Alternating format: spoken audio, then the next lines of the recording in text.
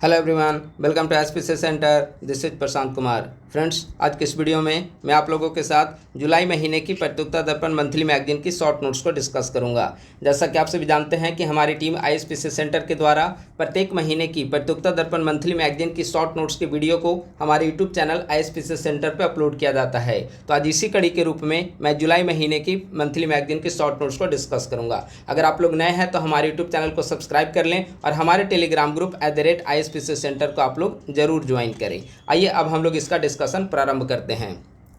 देखिए, डिस्कशन प्रारंभ करने से पहले एक संक्षिप्त जानकारी आप सभी के लिए है। मंथ को लेकर बहुत सारे कमेंट या मैसेज आते रहते हैं कि अभी जून महीने चल रहा है तो फिर जुलाई की मैगजीन कैसे आ गई। तो प्रतियोगिता दर्पण की मैगजीन इसी तरीके से पब्लिश होती है। जून महीने में जुलाई मंथ की मैगजीन ऊपर हेडिंग में मैगजीन की हेडिंग में लिखा हुआ रहेगा, लेकिन इसमें कंटेंट जो है वो प्रीवियस मंथ का ही रहेगा। कंटेंट इसमें मई महीने की होगी, लेकिन मैगजीन के ऊपर जुलाई मंथ लिखा हुआ रहेगा। तो मैगजीन को लेकर आप लोग कंफ्यूज नहीं होंगे कि मैगजीन में मंथ क्या लिखा हुआ है। इसमें कंटेंट प्रीवियस मंथ का ही होता है। ठीक है, तो उम्मीद है कि मंथ को लेकर कन्फ्यूजन और जो कमेंट आते रहते हैं वह कन्फ्यूजन अब दूर हो गई होगी। तो आइए अब हम लोग इसका डिस्कशन प्रारंभ करते हैं। प्रतियोगिता दर्पण मंथली मैगजीन नोट्स जुलाई 2026।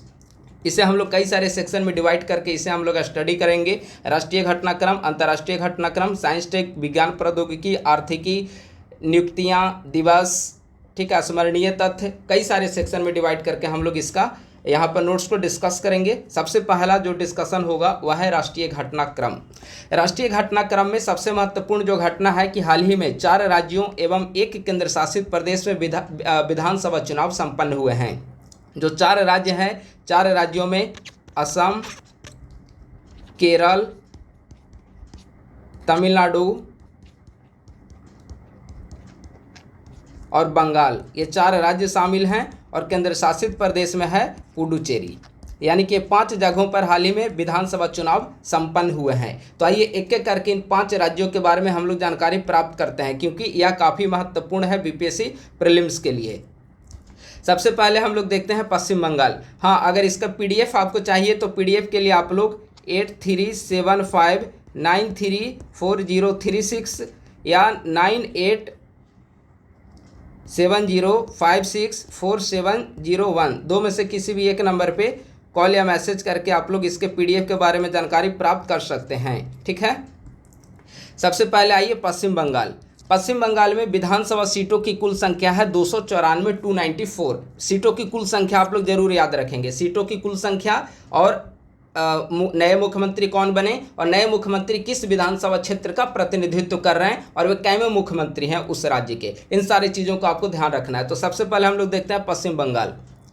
पश्चिम बंगाल में विधानसभा सीटों की कुल संख्या है 294। यहाँ पर बीजेपी जो है, पहली बार बीजेपी ने सरकार बनाया और बीजेपी को 208 सीटें मिली है। यानी कि टोटल सीटें हैं 294 में भारतीय जनता पार्टी 208 सीटों के साथ नंबर 1 पे है। दूसरे नंबर पे है AITMC, all India Trinamool Congress, जो ममता बनर्जी की पार्टी है। ममता बनर्जी की पार्टी, इनको सीटें मिली है 80। INC, इंडियन नेशनल कांग्रेस, 2 सीटें प्राप्त किया है। CPIM यानी कि माकपा 1 सीटें मिली है और अदर्स को 3 सीटें मिली है। तो यह है टोटल विधानसभा सीटें कितनी है पश्चिम बंगाल में, 294। वहाँ पर बंगाल में पहली बार भारतीय जनता पार्टी की सरकार बनी है और नए मुख्यमंत्री के रूप में शुभेंदु अधिकारी ने मुख्यमंत्री के रूप में शपथ लिया है और यह पश्चिम बंगाल के 9वें मुख्यमंत्री बने हैं शुभेंदु अधिकारी, जो कि भारतीय जनता पार्टी से संबंधित हैं। इनका शपथ ग्रहण हुआ है 9 मई 2026 ईस्वी को इनका शपथ ग्रहण हुआ। शपथ, मुख्यमंत्री को शपथ कौन दिलाता है? तो राज्यपाल के द्वारा मुख्यमंत्री का शपथ समारोह कराया जाता है। राज्यपाल वहाँ के हैं RN रवि, यानी कि राज्यपाल RN रवि ने शुभेंदु अधिकारी को बंगाल के 9वें मुख्यमंत्री के रूप में 9 मई 2026 ईस्वी को शपथ ग्रहण करवाया। ठीक है, शुभेंदु अधिकारी किस विधानसभा सीट का प्रतिनिधित्व कर रहे हैं? तो शुभेंदु अधिकारी 2 विधानसभा सीटों से उन्होंने चुनाव लड़ा था। एक था भवानीपुर और दूसरा था नंदीग्राम। तो नंदीग्राम सीट से चूंकि 2 सीटों से उन्होंने चुनाव लड़ा, दोनों सीटों पर उन्होंने जीत दर्ज की। जीत दर्ज करने के बाद 1 सीट से उनको त्यागपत्र देना होगा। ठीक है, तो नंदीग्राम सीट से उन्होंने त्यागपत्र दे दिया है और अभी वर्तमान समय में वे भवानीपुर विधानसभा क्षेत्र का प्रतिनिधित्व कर रहे हैं और इस भवानीपुर सीट से उन्होंने ममता बनर्जी को लगभग 15,000 वोटों से परास्त किया है। ठीक है, तो शुभेंदु अधिकारी किस विधानसभा क्षेत्र का वर्तमान समय में प्रतिनिधित्व कर रहे हैं, तो भवानीपुर। ठीक है, उन्होंने 2 सीटों से चुनाव जीता, भवानीपुर और नंदीग्राम। तो नंदीग्राम सीट पर उन्होंने रिजाइन दे दिया, तो अभी वर्तमान समय में भवानीपुर सीट से वे विधायक हैं। ठीक है, वहां के बंगाल विधानसभा के नए अध्यक्ष कौन बने, रथेंद्र बोस बंगाल विधानसभा के नए अध्यक्ष बने हैं। तो इन सारी चीज़ों को आप लोग ध्यान रखेंगे। पहला हो गया बंगाल। अब दूसरा स्टेट जो है सबसे इंपॉर्टेंट, और यहाँ पे भी काफ़ी राजनीतिक बदलाव देखने को मिला, वह है तमिलनाडु। तमिलनाडु में सीटों की कुल संख्या है 234 सीट। ठीक है, पश्चिम बंगाल में सीटों की कुल संख्या 294, तमिलनाडु में सीटों की कुल संख्या 234 में सबसे बड़ी पार्टी के रूप में टीवीके बनी है, टीवीके जिसका पूरा नाम है तमिलगा वेत्री कड़गम, 108 सीटों के साथ नंबर 1 पे है। ठीक है, साउथ में एक नई पार्टी बनी है टीवीके, जो विजय एक्टर हैं उन्होंने तमिलगा वेत्री कड़गम नई पार्टी बनाई थी और पहली बार उन्होंने चुनाव लड़ा। इनकी पार्टी पहली बार चुनाव लड़ रही थी और 108 सीटों के साथ नंबर 1 पे आई। जो पहले से वहाँ पे सत्तारूढ़ थे डीएमके ऑपोजिशन में इस बार चली गई और डीएमके को 59 सीटें मिली है। एआईडीएमके इन्हें 47 सीटें मिली है और वहाँ पर आईएनसी इंडियन नेशनल कांग्रेस को 5 सीटें मिली है और बीजेपी को वहाँ पर 1 सीटें मिली है। ठीक है, लेकिन ज़्यादा सीटें लाने वाले दल को ही आपको याद रखना है। TVK 108 seat, DMK 59, AIADMK 47।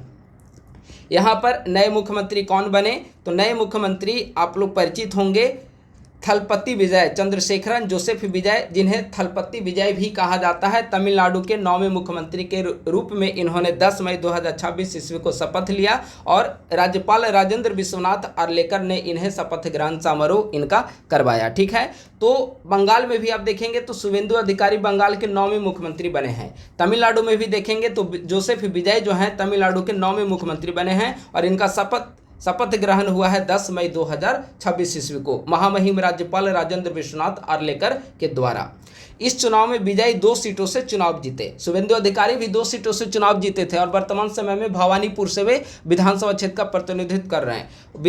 विजय ने भी 2 सीटों से चुनाव लड़ा, दोनों सीटों से इन्होंने चुनाव जीता, त्रिची ईस्ट और पेरमपुर, लेकिन त्रिची ईस्ट से इन्होंने इस्तीफा दे दिया और वर्तमान समय में ये पेरम्बूर विधानसभा क्षेत्र से ये विधायक हैं और वहां के तमिलनाडु के 9वें मुख्यमंत्री भी हैं। ठीक है, तो तमिलनाडु में सीटों की कुल संख्या 234 और पश्चिम बंगाल में सीटों की कुल संख्या है 294। ये 2 विधानसभा हो गए। अगला आइए विधानसभा, वह है असम।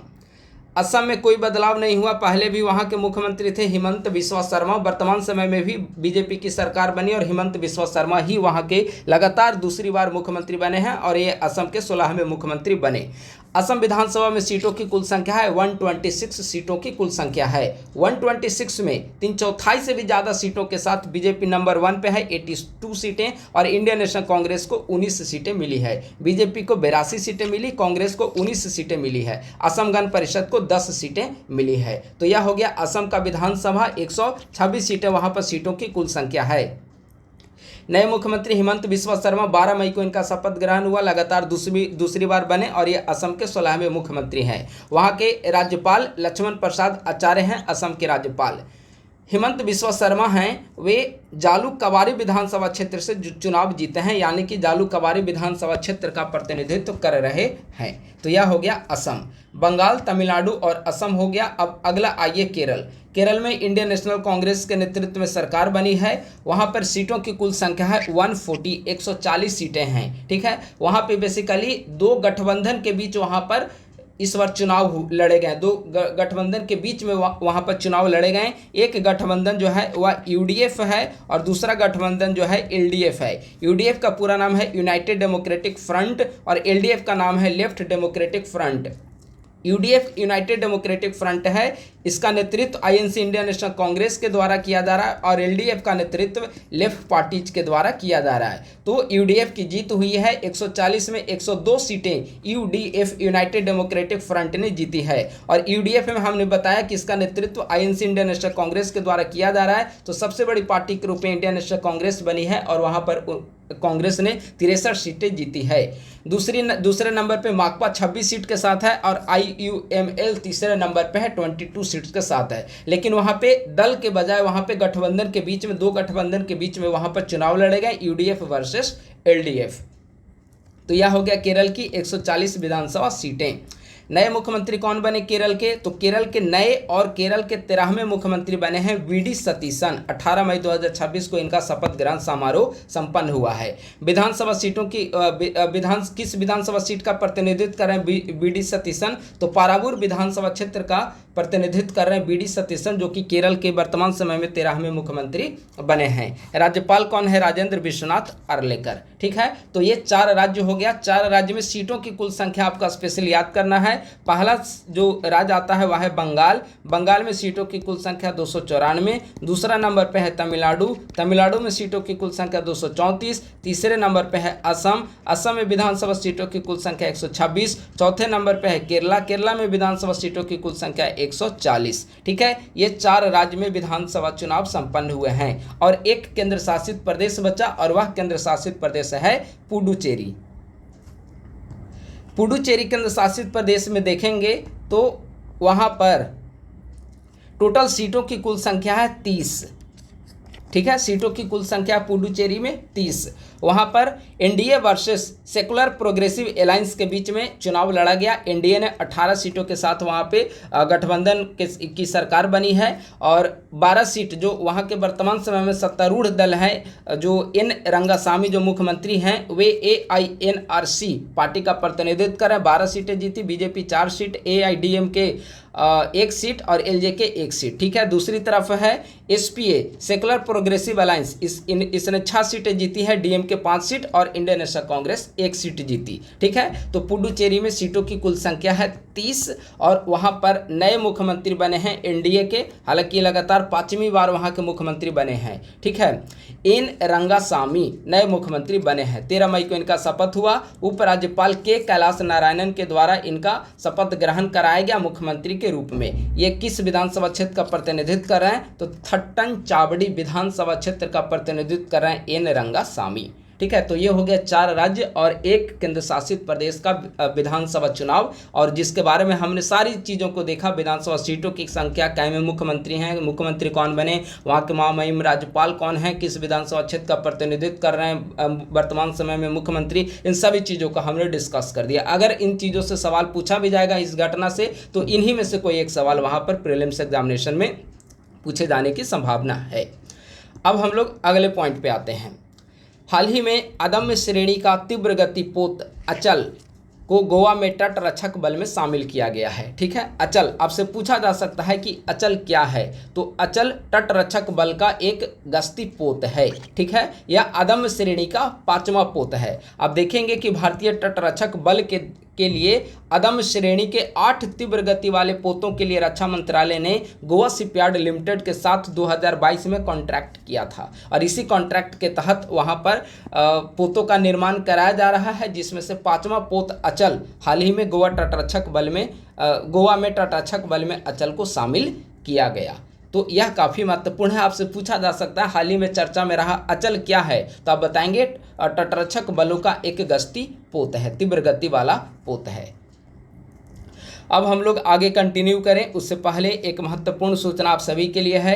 हमारी टीम ISPC सेंटर के द्वारा 72वीं BPSC प्रीलिम्स को ध्यान में रखते हुए करंट अफेयर्स का एक महत्वपूर्ण पैकेज सभी के लिए उपलब्ध कराया जा रहा है और इस ग्रुप का नाम दिया गया है तेजस 2.0 करंट अफेयर प्रोग्राम। ठीक है, 72वीं BPSC के अभ्यर्थियों के लिए स्पेशली इसे फ्रेम किया गया है। इसके अंतर्गत जनवरी 2025 से पिछले लगभग 1.5 साल का करंट अफेयर का कंटेंट प्रोवाइड किया जा रहा है, जिसमें जनवरी 2025 से लेकर 72वीं BPSC प्रीलिम संपन्न होने तक हर एक महीने की प्रत्युत्तर दर्पण मंथली मैगजीन की शॉर्ट नोट्स, जिसे यूट्यूब चैनल पे भी डिस्कस किया जा रहा है, इसका भी PDF आपको उसी पेड ग्रुप में प्रोवाइड किया जाएगा। ठीक है, इसके अलावा परीक्षा मंथन मैगजीन की नोट्स, बिहार मासिक करंट अफेयर जनवरी 2025 से एग्जामिनेशन संपन्न होने तक 15 दिन के अंतराल पे PIB का नोट्स प्रोवाइड किया जा रहा है, भारत और बिहार का आर्थिक सर्वेक्षण और बजट का नोट्स तथा न्यूज़पेपर का compilation handwritten notes provide किया जा रहा है। इसके अलावा हाल ही में विजन PT 365 का भी मैगजीन डिस्कस किया गया है, स्पेशली साइंस एंड टेक्नोलॉजी और इकोनॉमी सेक्शन, क्योंकि 71वीं BPSC प्रीलिम्स में इकोनॉमी बेस्ड करंट अफेयर से ज़्यादा सवाल पूछे गए थे, तो उसका हमने विजन PT 365 का इकोनॉमी और साइंस एंड टेक सेक्शन का भी हमने नोट्स डिस्कस करके इस पेड ग्रुप में प्रोवाइड करा दिया है। तो ये सारे कंटेंट नोट्स जो हैं आपको इसी पेड ग्रुप में अवेलेबल कराए जा रहे हैं। इससे जुड़ने का चार्ज क्या है? तो 399 इससे जुड़ने का चार्ज है। आपको पेमेंट दो नंबर पेमेंट के लिए दिया गया है, दो में से किसी भी एक नंबर पे आपको पेमेंट करके, और दोनों नंबर व्हाट्सएप पे अवेलेबल है, इसी पे पेमेंट का स्क्रीनशॉट भी आपको भेज देना है। टेलीग्राम पे पेड ग्रुप बना हुआ है, पेमेंट का स्क्रीनशॉट भेजेंगे तो आपको पेड ग्रुप का लिंक दे दिया जाएगा, आप ज्वाइन कर लेंगे और सारे मटेरियल वहाँ पे अवेलेबल है और आगे का कंटेंट वहीं पे मिलता रहेगा, आप लोग डाउनलोड करके प्रिंट कराकर पढ़ सकते हैं। तो इसमें करेंट अफेयर का एक हॉलिस्टिक कंटेंट जो है इस ग्रुप में आपको प्रोवाइड किया जा रहा है। ठीक है, दो नंबर पेमेंट का दिया हुआ है 8375934036 या 9870564701। पहला नंबर गूगल पे फ़ोन पे प्रशांत कुमार के नाम से बना हुआ है, दूसरा प्रणय कुमार के नाम से। दो में से किसी भी नंबर पे आप 399 का पेमेंट कर दें, 399 रुपये आप पेमेंट करके, दोनों नंबर व्हाट्सएप पे अवेलेबल है, पेमेंट का स्क्रीनशॉट भेज दें, आपको ग्रुप का लिंक दे दिया जाएगा, आप ज्वाइन कर सकते हैं। किसी भी प्रकार की कोई क्वेरी हो तो दो में से किसी भी नंबर पे कॉल या मैसेज करके आप लोग क्वेरी के बारे में पूछ सकते हैं। ठीक है, तो यह हो गया हमारा तेजस करेंट अफेयर प्रोग्राम के बारे में। अब हम लोग आगे कंटिन्यू करते हैं। अभी राष्ट्रीय घटनाक्रम ही चल रहा है। ठीक है, अगला पॉइंट है सर्वोच्च न्यायालय में अब कुल 38 न्यायाधीश होंगे। 38 में एक मुख्य न्यायाधीश और 37 अन्य न्यायाधीश होंगे। ठीक है, पहले सर्वोच्च न्यायालय में न्यायाधीशों की कुल संख्या 34 निर्धारित थी, यानी 1 + 33। अब सर्वोच्च न्यायालय में न्यायाधीशों की संख्या को बढ़ाकर कर दिया गया है 38, यानी कि 1 + 37। ठीक है, पूर्व में यह संख्या 34 थी। इस संदर्भ में 17 मई 2026 को महामहिम राष्ट्रपति के द्वारा अध्यादेश लाया गया है, यानी कि सर्वोच्च न्यायालय के द्वारा न्यायाधीशों की संख्या में वृद्धि कर दी गई है और वर्तमान समय में यह वृद्धि जो है वह 34 से बढ़ाकर 38 कर दी गई है। और इस संदर्भ में महामहिम राष्ट्रपति के द्वारा 17 मई 2026 ईस्वी को एक अध्यादेश लाया गया था। अब इससे संबंधित थोड़ा संवैधानिक प्रावधान देखते हैं। तो भारतीय संविधान के अनुच्छेद 124(1) में कहा गया है कि प्रारंभ में जब संविधान का निर्माण हुआ तो प्रारंभ में सर्वोच्च न्यायालय में एक मुख्य न्यायाधीश तथा 7 अन्य न्यायाधीश होते थे, लेकिन यह भी निर्धारित किया गया था कि संसद समय समय पर इसमें संशोधन करके संख्या को वृद्धि कर सकती है। ठीक है, और इसीलिए आप देखेंगे कि संसद के द्वारा सर्वोच्च न्यायालय अधिनियम 1956 भी लाया गया और इसी में बार बार संशोधन करके न्यायाधीशों की संख्या में वृद्धि की गई है। तो वर्तमान समय में किस अधिनियम में संशोधन करके न्यायाधीशों की संख्या में वृद्धि की गई? तो सर्वोच्च न्यायालय अधिनियम 1956। ठीक है, आर्टिकल 124(1) में कहा गया है, आर्टिकल 124 क्लॉज 1 में कहा गया है कि प्रारंभ में सर्वोच्च न्यायालय में न्यायाधीशों की जो संख्या थी 1 + 7 थी, यानी कि टोटल 8 न्यायाधीशों की संख्या थी।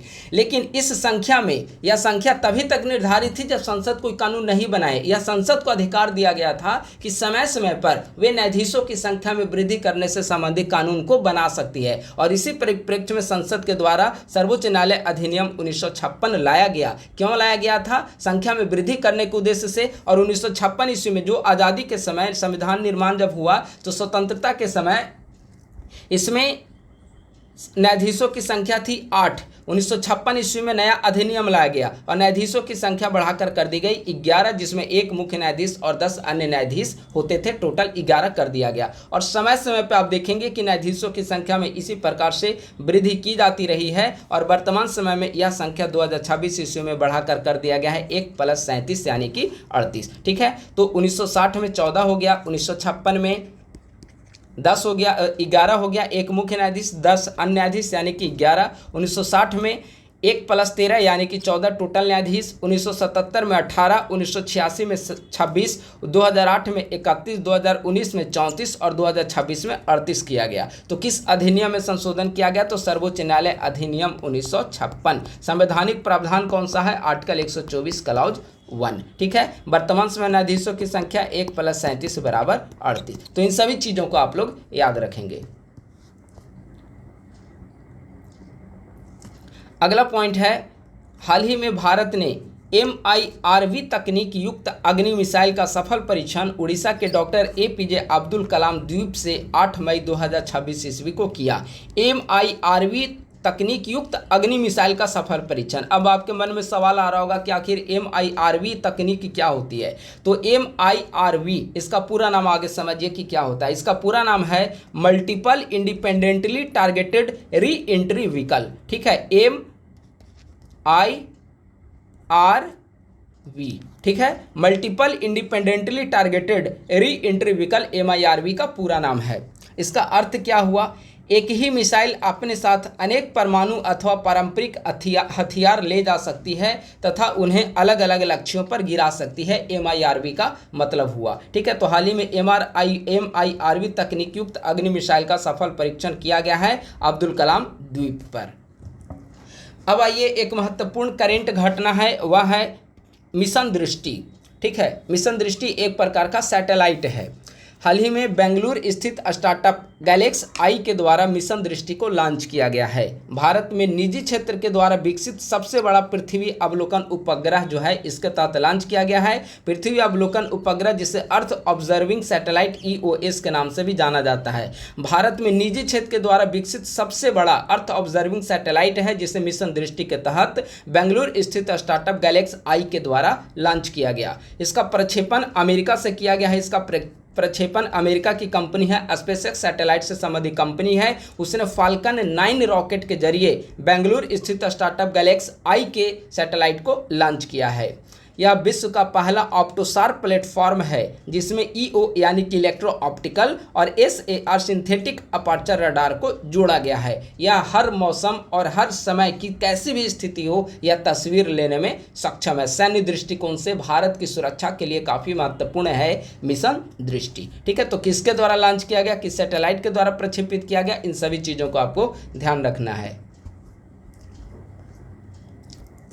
अब आइए अगला प्रश्न, अगला टॉपिक, असम UCC विधेयक को पारित करने वाला स्वतंत्र भारत का तीसरा और ओवरऑल पूरे भारत का चौथा राज्य बना है। ठीक है, स्वतंत्र भारत अगर पूछेगा तो स्वतंत्र भारत का तीसरा राज्य है। पहले नंबर पे उत्तराखंड और दूसरे नंबर पे गुजरात और तीसरे नंबर पे असम।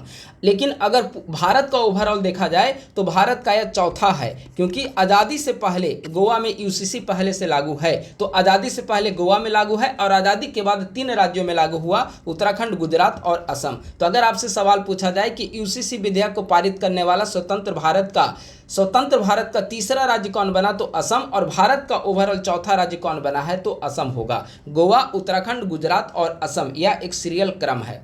अगर आप जून महीने की PD मैगजीन के नोट्स को आप पढ़े होंगे, आपने वीडियो देखा होगा, तो वहाँ पर असम के जगह छत्तीसगढ़ बताया गया है। एक्चुअली हुआ क्या था कि जब पिछले महीने की PD मैगजीन जब मैगजीन पब्लिश हुई थी तो उस समय असम में चुनाव हुए नहीं थे, उस समय तक रिजल्ट आई नहीं थी असम विधानसभा चुनाव का। ठीक है, तो चुनाव के पहले छत्तीसगढ़ के द्वारा घोषणा किया गया था कि हम UCC को लागू करेंगे और UCC को लागू करने वाला स्वतंत्र भारत का तीसरा और ओवरऑल भारत का चौथा राज्य बनेंगे। लेकिन छत्तीसगढ़ अभी तक लागू नहीं कर पाई है और छत्तीसगढ़ से पहले असम की विधानसभा के द्वारा UCC को लागू कर दिया गया है। तो पिछले महीने के PD मैगजीन में आप लोग सुधार करके छत्तीसगढ़ के जगह पे आप लोग असम कर लेंगे। अभी वर्तमान समय की वस्तु स्थिति यह है कि असम UCC विधेयक को पारित करने वाला स्वतंत्र भारत का तीसरा राज्य और ओवरऑल भारत का चौथा राज्य बना है।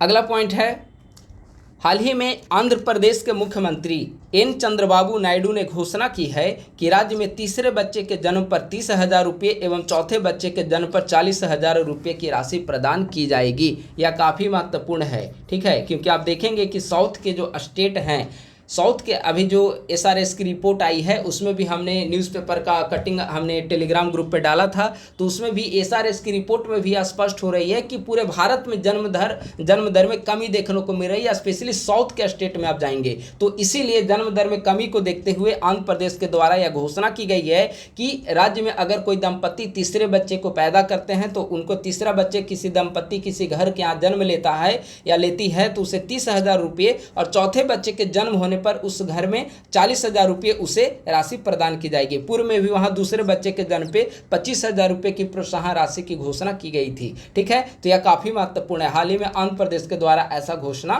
किया गया है। अगला है, नौसेना की दूसरी IOS सागर पहल का समापन हुआ है। IOS सागर पहल आपसे पूछा जा सकता है, IOS सागर पहल क्या है, किससे संबंधित है, तो भारतीय नौसेना इंडियन नेवी से संबंधित है IOS सागर।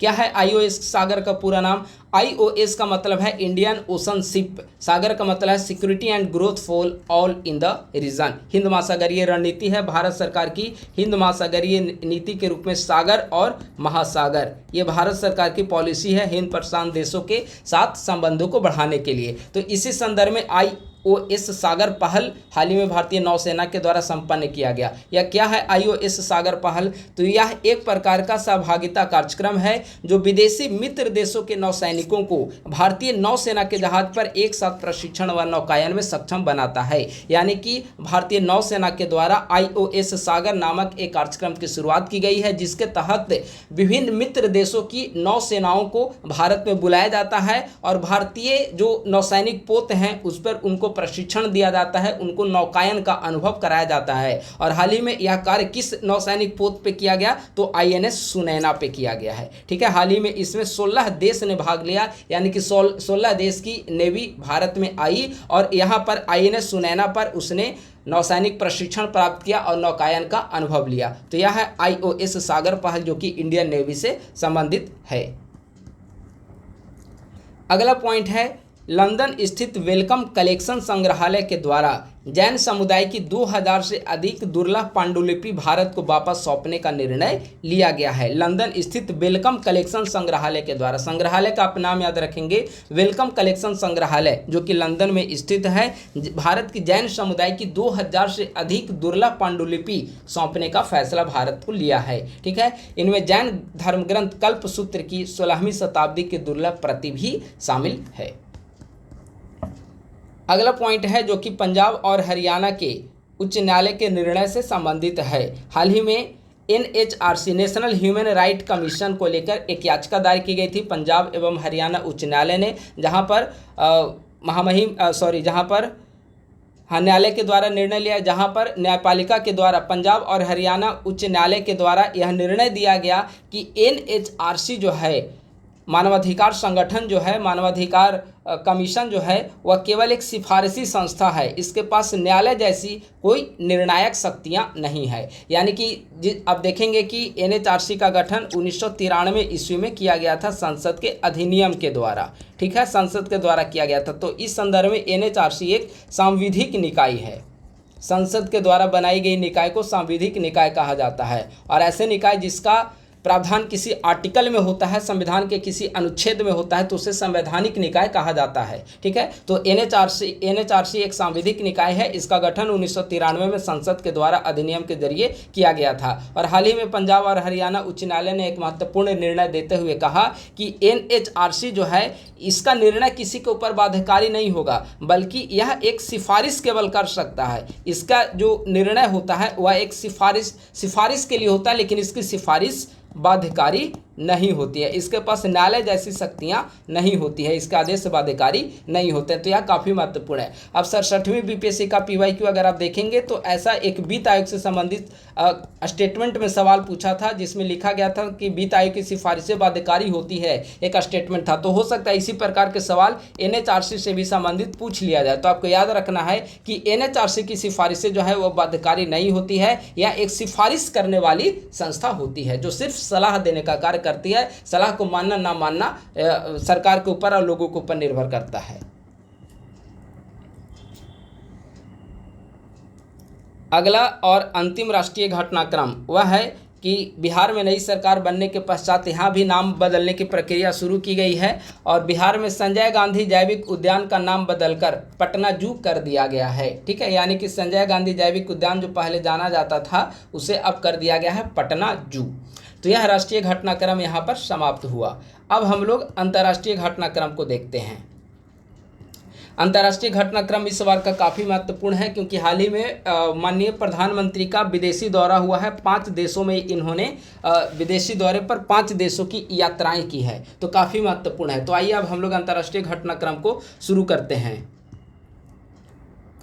अंतर्राष्ट्रीय घटनाक्रम में पहला है प्रधानमंत्री की विदेश यात्रा। 15 से 20 मई के बीच में यूएई, नीदरलैंड, स्वीडन, नॉर्वे और इटली, इस 5 देशों की यात्रा पर भारतीय प्रधानमंत्री गए। और यहाँ पे क्रम से लिखा हुआ है, सबसे पहले यूएई गए, फिर नीदरलैंड, फिर स्वीडन, फिर नॉर्वे, फिर इटली, एक क्रम के रूप में यूएई में उन्होंने लगभग 2 से ढाई घंटे तक का ही समय बिताया, यानी कि संक्षिप्त दौरा था यूएई का, 2 से ढाई घंटे, ठीक है, यूएई का एक संक्षिप्त दौरा था।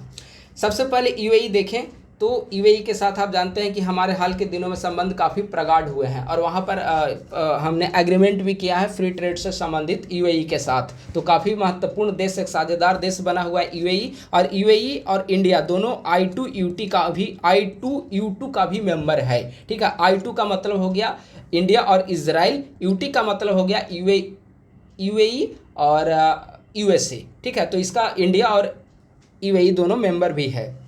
चलिए यूएई सबसे पहले हम लोग देखते हैं। यूएई के वर्तमान समय में राष्ट्रपति हैं शेख मोहम्मद बिन जायद अल नहयान, ठीक है। और यूएई एक खास बात यह रही कि जब प्रधानमंत्री, चूँकि वहाँ पे पश्चिम एशिया में वार की स्थिति बनी हुई है, ईरान, इजराइल, अमेरिका के बीच लगातार संघर्ष छिड़ा हुआ है, तो वहाँ पर आप देखेंगे कि जैसे ही भारतीय प्रधानमंत्री का विमान जो है यूएई की सीमा में प्रवेश किया, तो यूएई के लड़ाकू विमान F-16 के द्वारा भारतीय प्रधानमंत्री के विमान को एस्कॉर्ट किया गया। तो यह काफ़ी महत्वपूर्ण घटना है और विमान का नाम याद रखेंगे, किस विमान के जरिए यूएई ने भारतीय प्रधानमंत्री को एस्कॉर्ट किया, तो विमान का नाम था F-16, ठीक है। यूएई के साथ 2-3 मुख्य समझौता हुआ। भले ही यह 2.5 घंटे का भारतीय प्रधानमंत्री का दौरा था, लेकिन काफ़ी महत्वपूर्ण दौरा था और इस दौरान काफ़ी महत्वपूर्ण समझौता किया गया। पहला महत्वपूर्ण समझौता है भारत की Indian strategic petroleum reserves limited व आबू धाबी की कंपनी के बीच में एक ऊर्जा समझौता किया गया है और इस ऊर्जा समझौता में यह कहा गया है कि भारत के रणनीतिक पेट्रोलियम भंडार में यूएई की हिस्सेदारी बढ़ाकर 30 मिलियन बैरल तक की जाएगी, ठीक है। तो यह भारत और यूएई के बीच किया गया एक महत्वपूर्ण समझौता है, खासकर जब वर्तमान समय में ऊर्जा संकट की स्थिति देखने को मिल रही है उस संदर्भ में। दूसरा समझौता जो किया गया है, मैरीटाइम डेवलपमेंट काउंसिल के लिए गुजरात के वाडीनार में शिप रिपेयर सेंटर की स्थापना के लिए कोचिन शिपयार्ड व ड्राईडॉक्स वर्ल्ड दुबई के बीच में एक महत्वपूर्ण समझौता किया गया। तो यूएई के बीच जो संक्षिप्त दौरा हुआ भारतीय प्रधानमंत्री का, उस दौरे में कई सारे महत्वपूर्ण समझौते किए गए, लेकिन ये 2 समझौता प्रीलिम्स के लिए हमें ध्यान रखने की आवश्यकता है। यूएई के बाद भारतीय प्रधानमंत्री नीदरलैंड के दौरे पे गए। नीदरलैंड की राजधानी कहाँ पर है? एम्स्टर्डम नीदरलैंड की राजधानी है और नीदरलैंड में वहाँ पर भी कई सारे समझौते संपन्न हुए भारत और नीदरलैंड के बीच में और वहाँ पर भारतीय प्रधानमंत्री ने नीदरलैंड के प्रसिद्ध अप्सलुइस्टिक्जिग बांध का दौरा किया है। यह काफ़ी महत्वपूर्ण है, आपसे पूछा जा सकता है कि हाल ही में चर्चा में रहा अप्सलुइस्टिक्जिग बांध किस देश में स्थित है? तो यह नीदरलैंड में स्थित है।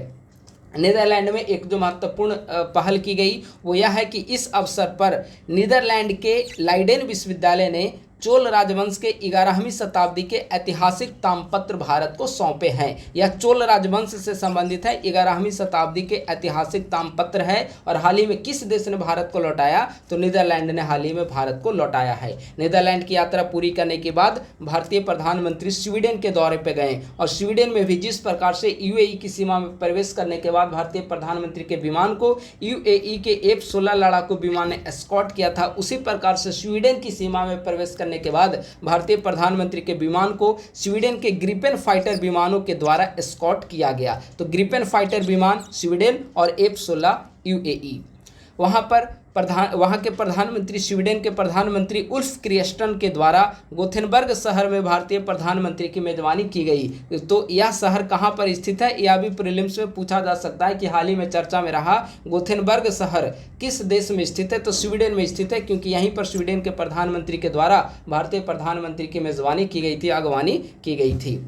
स्वीडन के साथ एक महत्वपूर्ण समझौता किया गया। स्वीडन भारत की आगामी शुक्रयान मिशन के लिए इसरो और स्वीडन की Swedish institute for space physics के मध्य समझौता किया गया है। यानी कि अब स्वीडन जो है भारत के शुक्रयान मिशन का एक महत्वपूर्ण साझेदार है। भारत और स्वीडन के बीच शुक्रयान मिशन को लेकर MOU किया गया है, जिसमें भारत की तरफ से अंतरिक्ष एजेंसी इसरो और स्वीडन की तरफ से Swedish institute for space physics शामिल है। स्वीडन की यात्रा संपन्न करने के बाद स्वीडन में एक और महत्वपूर्ण घटना जो है वो यह है कि स्वीडन के सर्वोच्च सम्मान royal order of the polar star degree commander grand cross से भारतीय प्रधानमंत्री को सम्मानित किया गया। तो इसे भी आप लोग याद रखेंगे। स्वीडन की यात्रा संपन्न करने के बाद भारतीय प्रधानमंत्री नॉर्वे के दौरे पर गए और 43 वर्ष के पश्चात किसी भारतीय प्रधानमंत्री का पहला नॉर्वे दौरा संपन्न हुआ। नरेंद्र मोदी के पूर्व में इंदिरा गांधी नॉर्वे के दौरे पर जा चुकी हैं। ठीक है, तो 43 वर्ष के पश्चात नॉर्वे के दौरा पे गए हैं कोई भारतीय प्रधानमंत्री। ठीक है, और नॉर्वे की राजधानी कहाँ पर है? तो नॉर्वे की राजधानी है ओस्लो। नॉर्वे बेसिकली एक नॉर्डिक देश का हिस्सा है। नॉर्डिक देश 5 देशों को नॉर्डिक देश कहा जाता है, जिसमें नॉर्वे, डेनमार्क, फिनलैंड, आइसलैंड और स्वीडन, ये 5 देश को नॉर्डिक देश कहा जाता है। ठीक है, और नॉर्वे इसी का हिस्सा है। नॉर्डिक देश में नॉर्वे, डेनमार्क, फिनलैंड, आइसलैंड और स्वीडन शामिल है। भारतीय प्रधानमंत्री जब नॉर्वे गए तो वहाँ पर नॉर्वे का जो सर्वोच्च सम्मान है Grand Cross of the Royal Norwegian Order of Merit से भारतीय प्रधानमंत्री को सम्मानित किया गया और भारतीय प्रधानमंत्री को यह 32वां विदेशी अवार्ड मिला है। ठीक है, नॉर्वे का सर्वोच्च सम्मान क्या है? Grand Cross of the Royal Norwegian Order of Merit. अभी हमने स्वीडन का ऊपर डिस्कस किया था और यह है नॉर्वे का सम्मान। इस दौरान भारतीय प्रधानमंत्री ने तीसरे भारत नॉर्डिक शिखर सम्मेलन में भी भाग लिया। ठीक है, तो तीसरे भारत नॉर्डिक शिखर सम्मेलन किस देश में संपन्न हुआ? नॉर्वे में संपन्न हुआ। और चौथा नॉर्डिक सम्मेलन जो है वह आगे आने वाले समय में फिनलैंड में संपन्न होगा। नॉर्डिक सम्मेलन के बारे में हम लोग थोड़ी देर बाद आगे डिस्कस करेंगे एक अलग टॉपिक के रूप में। नॉर्वे की यात्रा संपन्न करने के बाद भारतीय प्रधानमंत्री कहाँ पे गए? इटली गए। इटली के प्रधानमंत्री कौन है? Giorgia Meloni. आप इससे परिचित होंगे। कई सारे जब भारतीय प्रधानमंत्री का दौरा होता है या फिर इटली के प्रधानमंत्री का यहाँ पे दौरा होता है तो आप लोग यूट्यूब पे, सोशल मीडिया पे रील्स वगैरह बहुत देखते होंगे भारतीय प्रधानमंत्री का इटली के प्रधानमंत्री के साथ, तो आप लोग परिचित होंगे। जॉर्जिया मेलोनी इटली की प्रधानमंत्री हैं। इटली में स्थित विश्व के महत्वपूर्ण अजूबों में प्रसिद्ध इलिप्रिकल स्टेडियम का भारतीय प्रधानमंत्री ने दौरा किया। तो इलिप्रिकल स्टेडियम कहाँ पर स्थित है? इटली में स्थित है। साथ ही इटली के द्वारा भारत में इनोवेट इंडिया नाम से एक नया नवाचार केंद्र स्थापित करने पर भी सहमति जताई गई है। साथ ही भारत और इटली दोनों देश 2027 को Italy India year of culture and tourism के रूप में मनाने पर सहमत हुए हैं। Italy India year of culture and tourism के रूप में मनाने पर सहमत हुए हैं। ठीक है, तो यह हो गया इटली के बारे में। इटली में एक और महत्वपूर्ण जो चीज़ है वो यह है कि इटली में FAO का मुख्यालय है, फूड एंड एग्रीकल्चर ऑर्गेनाइजेशन, जो कि UN की एक आनुषंगिक संस्था है, संगठन है FAO। इसका जो मुख्यालय है इटली के रोम में इसका मुख्यालय है। रोम स्थित FAO मुख्यालय में FAO के महानिदेशक डॉक्टर क्यू डोंगू ने भारतीय प्रधानमंत्री को एग्रीकोला मेडल से सम्मानित किया। यह काफ़ी महत्वपूर्ण है। एग्रीकोला मेडल क्यों दिया गया भारतीय प्रधानमंत्री को एग्रीकोला मॉडल? तो खाद्य सुरक्षा, सतत कृषि व ग्रामीण विकास को बढ़ावा देने में महत्वपूर्ण भूमिका के कारण भारतीय प्रधानमंत्री को FAO के द्वारा एग्रीकोला मेडल से सम्मानित किया गया है। तो यह हो गया भारतीय प्रधानमंत्री का विदेशी दौरा, जहां पर उन्होंने 5 देशों का दौरा किया और इस दौरान कई महत्वपूर्ण अवार्ड को प्राप्त किए और कई महत्वपूर्ण भारत के लिए समझौते भी संपन्न किए। तो विदेशी दौरे के बाद अभी हमने ऊपर डिस्कस किया था नॉर्वे यात्रा के दौरान कि तीसरा भारत नॉर्डिक शिखर सम्मेलन कहाँ पर संपन्न हुआ? नॉर्वे में। ठीक है, 19 मई 2026 को नॉर्वे की राजधानी ओस्लो में संपन्न हुआ। यह है तीसरा भारत नॉर्डिक सम्मेलन। तो सवाल है कि अन्य 2 नॉर्डिक सम्मेलन कहाँ पे हुए थे? अन्य 2 भारत नॉर्डिक सम्मेलन तो पहला हुआ था 2018 में स्टॉकहोम में और दूसरा सम्मेलन हुआ था 2022 में कोपेनहेगन में और तीसरा हुआ नॉर्वे में 2026 में और चौथा भारत नॉर्डिक शिखर सम्मेलन की मेजबानी फिनलैंड के द्वारा की जाएगी। नॉर्डिक में कौन कौन आते हैं हमने बताया, नॉर्वे, डेनमार्क, फिनलैंड, स्वीडन व आइसलैंड व इनके स्वायत्त क्षेत्र नॉर्डिक के अंतर्गत आते हैं। अब है साइप्रस के राष्ट्रपति की भारत यात्रा। भारतीय प्रधानमंत्री का तो विदेशी यात्रा हुआ ही हुआ, लेकिन इस दौरान साइप्रस के राष्ट्रपति की भी भारत यात्रा संपन्न हुई 20 से 23 मई के बीच में। और भारतीय प्रधानमंत्री का विदेश दौरा 15 से 20 मई के बीच में हुआ और 20 से 23 मई के बीच में साइप्रस के राष्ट्रपति निकोस क्रिस्टोडोलाइटस का भारत दौरा हुआ है। साइप्रस क्यों महत्वपूर्ण है? लंबे समय के बाद साइप्रस के राष्ट्रपति का भारत दौरा हुआ। साइप्रस इसीलिए महत्वपूर्ण है क्योंकि आप देखेंगे कि साइप्रस और तुर्की के बीच में कॉन्फ्लिक्ट चलते रहता है, सीमा विवाद चलते रहता है और तुर्की के साथ हमारे संबंध बेहतर नहीं रहे हैं। क्यों? क्योंकि ऑपरेशन सिंदूर के दौरान तुर्की ने पाकिस्तान का समर्थन किया था। तो जब पाकिस्तान का तुर्की ने समर्थन कर दिया तो इसे चिढ़ाने के लिए भारत ने साइप्रस के साथ संबंध को बेहतर करने पर जोर दिया। और ऐसे भी आप जानते हैं कि कौटिल्य की नीति है विदेश नीति के संदर्भ में कि शत्रु का शत्रु हमारा मित्र होता है। तो एक तरह से भले ही शत्रु नहीं कह सकते तुर्की को, लेकिन इसके साथ हमारे संबंध उतने बेहतर नहीं है, क्योंकि तुर्की के साथ पाकिस्तान के संबंध बेहतर है। तो तुर्की का एक तरह से हमारा शत्रु तुर्की और तुर्की का शत्रु साइप्रस, यानी शत्रु का शत्रु हमारा मित्र होता है। ठीक है, तो इसीलिए साइप्रस के साथ बेहतर संबंधों पर भारत के द्वारा जोर दिया जा रहा है। और वाणिज्यिक संबंधों को बढ़ावा देने के लिए मुंबई में साइप्रस व्यापार केंद्र की स्थापना करने की घोषणा भी की है साइप्रस के राष्ट्रपति ने। साथ ही दोनों देशों ने द्विपक्षीय संबंधों को रणनीतिक साझेदारी का दर्जा देने की भी घोषणा की है। साइप्रस की अगर भौगोलिक अवस्थिति को देखा जाए तो पूर्वी भूमध्य सागर में स्थित एक महत्वपूर्ण द्वीपीय देश है साइप्रस। अब आइए वियतनाम के राष्ट्रपति की भारत यात्रा। 5 से 7 मई 2026 के बीच में वियतनाम के राष्ट्रपति तो लाम, ठीक है, इनकी भारत यात्रा संपन्न हुई है। यह काफ़ी महत्वपूर्ण है। यह इसीलिए महत्वपूर्ण है बीपीएससी प्रीलिम्स के लिए क्योंकि वियतनाम के राष्ट्रपति तो लाम ने अपनी यात्रा की शुरुआत बिहार के बोध गया से की है। और बिहार में कोई घटना घटी हो तो वह प्रीलिम्स के लिए महत्वपूर्ण है, क्योंकि यह बिहार में भले घटना घटी है लेकिन विदेशी दौरा हुआ है, जो कि भारत के हित को ध्यान में रखकर इनका विदेशी दौरा हुआ था। तो वियतनाम के राष्ट्रपति, आपसे पूछा जा सकता है कि हाल ही में किस देश के राष्ट्रपति बिहार दौरे पे आए, ठीक है, तो वियतनाम के राष्ट्रपति। ठीक है, यात्रा की शुरुआत बोधगया से इनकी संपन्न हुई। वर्ष 2026 में भारत वियतनाम व्यापक रणनीतिक साझेदारी के 10 वर्ष पूरे हुए हैं। समुद्री क्षेत्र में सहयोग के लिए वियतनाम ने हिंद प्रशांत महासागर पहल IPOI में शामिल होने की घोषणा की है। Indo Pacific ocean initiative IPOI में अब वियतनाम भी शामिल होगा, ऐसा इसने वियतनाम के राष्ट्रपति ने घोषणा की है।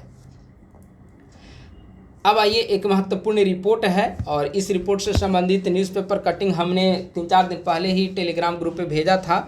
यह रिपोर्ट है trends in world military expenditure report 2025। ठीक है, इसमें विश्व में सेना पर कितने खर्च किए गए हैं विश्व के विभिन्न देशों के द्वारा इसका आकलन किया गया है। Trends in world military expenditure report 2025 विभिन्न देशों के द्वारा किए जाने वाले सैन्य खर्च के संबंध में भारत जो है 5वें स्थान पर आता है। सबसे ज़्यादा सैन्य खर्च यूएसए के द्वारा किया जाता है, 25 में $954 अरब खर्च किया गया। दूसरे नंबर पे चाइना आता है, 336 अरब डॉलर इसने सेना पे खर्च किया। तीसरे नंबर पे रसिया आता है, 190 अरब डॉलर इसने सेना पे खर्च किया। और यही टॉप 3 अगर कंट्री को देख लिया जाए तो पूरे विश्व में विभिन्न देशों में किए जाने वाले कुल सैन्य खर्चे का 51% जो है सिर्फ यूएसए, चाइना और रसिया के द्वारा खर्च किया जाता है।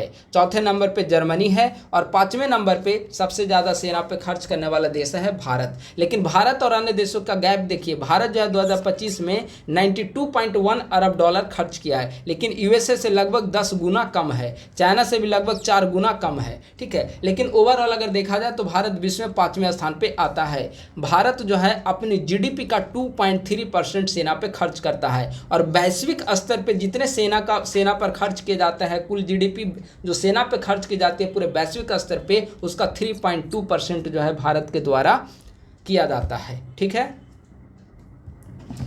तो यह हो गया trends in world military expenditure report 2025। अब अगला हम लोग देखते हैं ब्रिक्स विदेश मंत्रियों की बैठक। ब्रिक्स विदेश मंत्रियों, इस बार का जो ब्रिक्स समिट है वह भारत में सितंबर में आयोजित होगा। ठीक है, तो इसीलिए यहाँ पर रक्षा मंत्री, विदेश मंत्री सारे का बैठक बारी बारी से संपन्न किया जा रहा है। तो हाल ही में ब्रिक्स विदेश मंत्रियों की बैठक भी संपन्न हुई है। कहाँ पर? नई दिल्ली में। विदेश मंत्री की जब बैठक हुई और भारत के द्वारा अध्यक्षता की जा रही है, तो विदेश मंत्रियों की बैठक की अध्यक्षता किसके द्वारा की जाएगी? विदेश मंत्री एस जयशंकर की अध्यक्षता में 14 से 15 मई को नई दिल्ली में संपन्न हुआ है।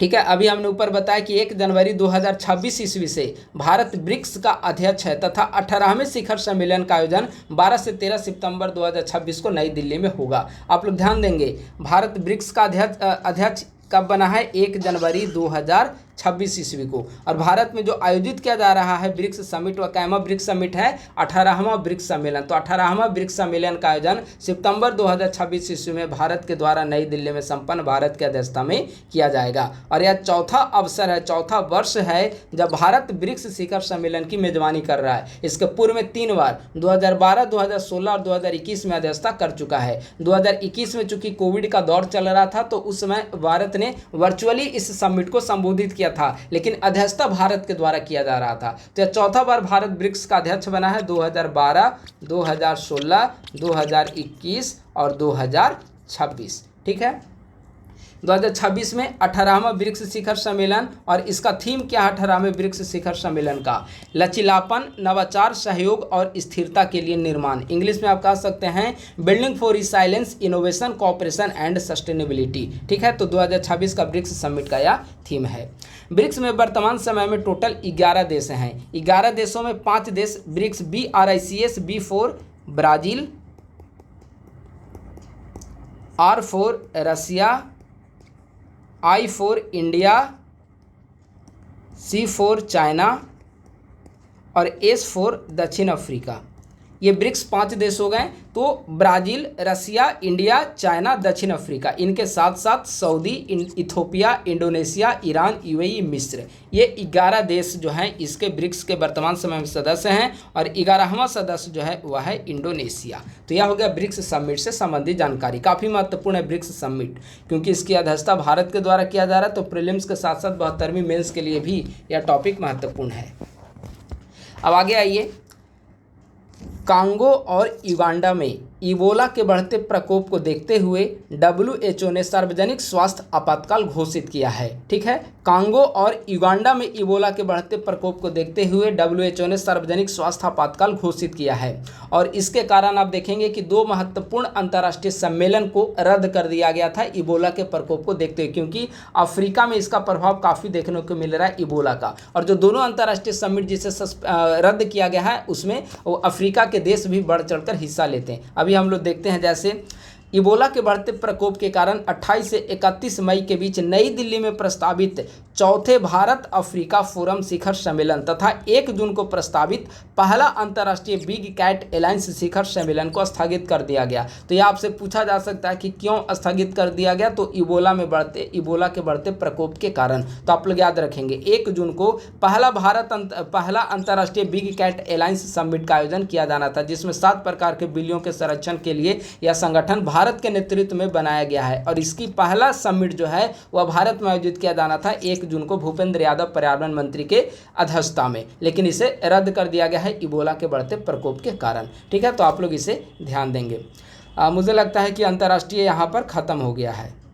ठीक है, ये अगर आप लोग नए होंगे तो यूट्यूब चैनल को सब्सक्राइब करके हमारे टेलीग्राम ग्रुप को ज्वाइन कर लेंगे। @ISPC सेंटर टेलीग्राम ग्रुप का नाम है। ठीक है, और यह है तेजस बैच के बारे में जानकारी। हमने बताया कि इसका जो PDF है जो मैं डिस्कस कर रहा हूँ, और ये सारे जो यहाँ पे कंटेंट दिए हुए हैं 72वीं BPSC प्रीलिम्स के लिए, इसका PDF के लिए आप लोग 9870564701 या 8375934036 पे कॉल या मैसेज करके आप लोग संपर्क कर सकते हैं। चलिए अब हम लोग आगे चलते हैं। राष्ट्रीय अंतर्राष्ट्रीय के बाद अब शुरू होता है आर्थिकी।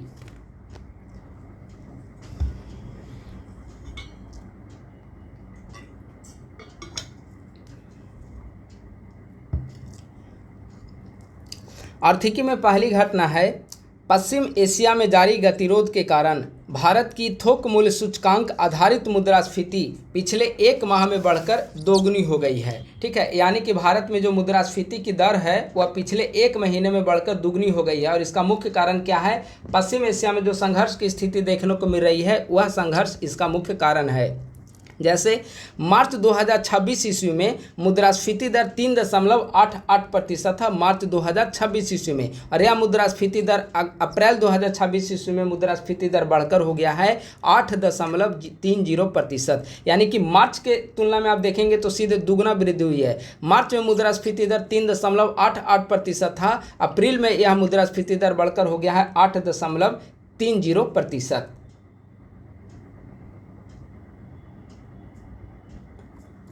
इसका आकलन किसके द्वारा किया जाता है? वाणिज्य एवं उद्योग मंत्रालय के द्वारा इसका आकलन किया जाता है, वाणिज्य एवं उद्योग मंत्रालय के द्वारा।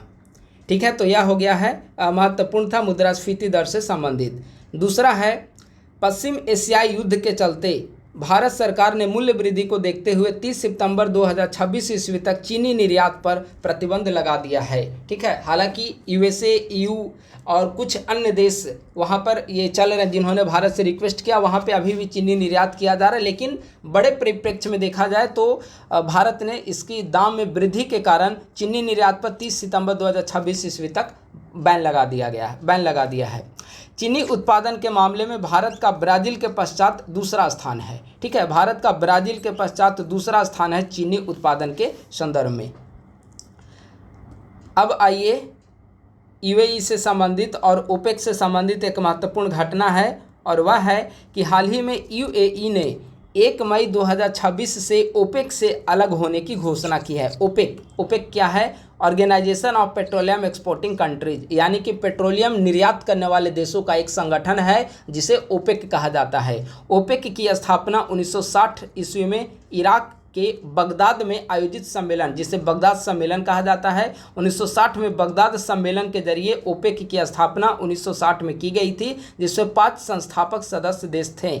ईरान, इराक, सऊदी, कुवैत और वेनेजुएला, ये 5 संस्थापक सदस्य थे ओपेक के, और यूएई इसमें बाद में मेंबर बना था, और यूएई ने हाल ही में ओपेक से अलग होने की घोषणा की है। ओपेक का मुख्यालय कहाँ पर है? तो ओपेक का मुख्यालय है वियना में। वर्तमान समय में ओपेक में 12 देश हैं। 12 देश में ये 5 संस्थापक प्लस में Algeria, Guinea, Libya, Gabon, Congo, Nigeria plus UAE. तो यूएई ने हाल ही में इससे बाहर निकलने की घोषणा कर दी है। ठीक है, तो यह हो गया यूएई के बारे में और ओपेक के बारे में। तो यह काफ़ी महत्वपूर्ण है, इसलिए ओपेक के बारे में आपको जानकारी रखना है। यूएई से पूर्व अंगोला ने 1 जनवरी 2024 ईस्वी को ओपेक के सदस्यता छोड़ने की घोषणा की थी। तो अंगोला के बाद में अभी कौन बना है? यूएई।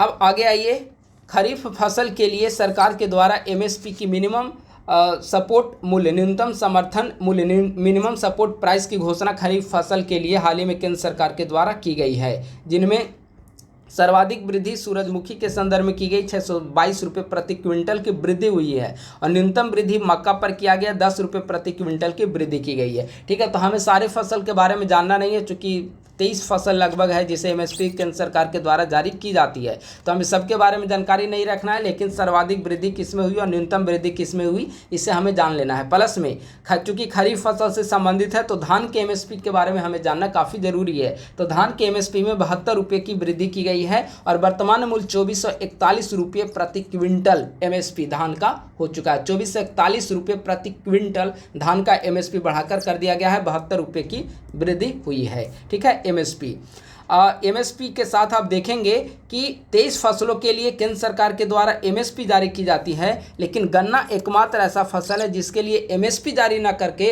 आर्थिक मामलों की मंत्रिमंडलीय समिति के द्वारा उचित एवं लाभकारी मूल्य जारी की जाती है। ठीक है, आर्थिक एवं मंत्रिमंडलीय समिति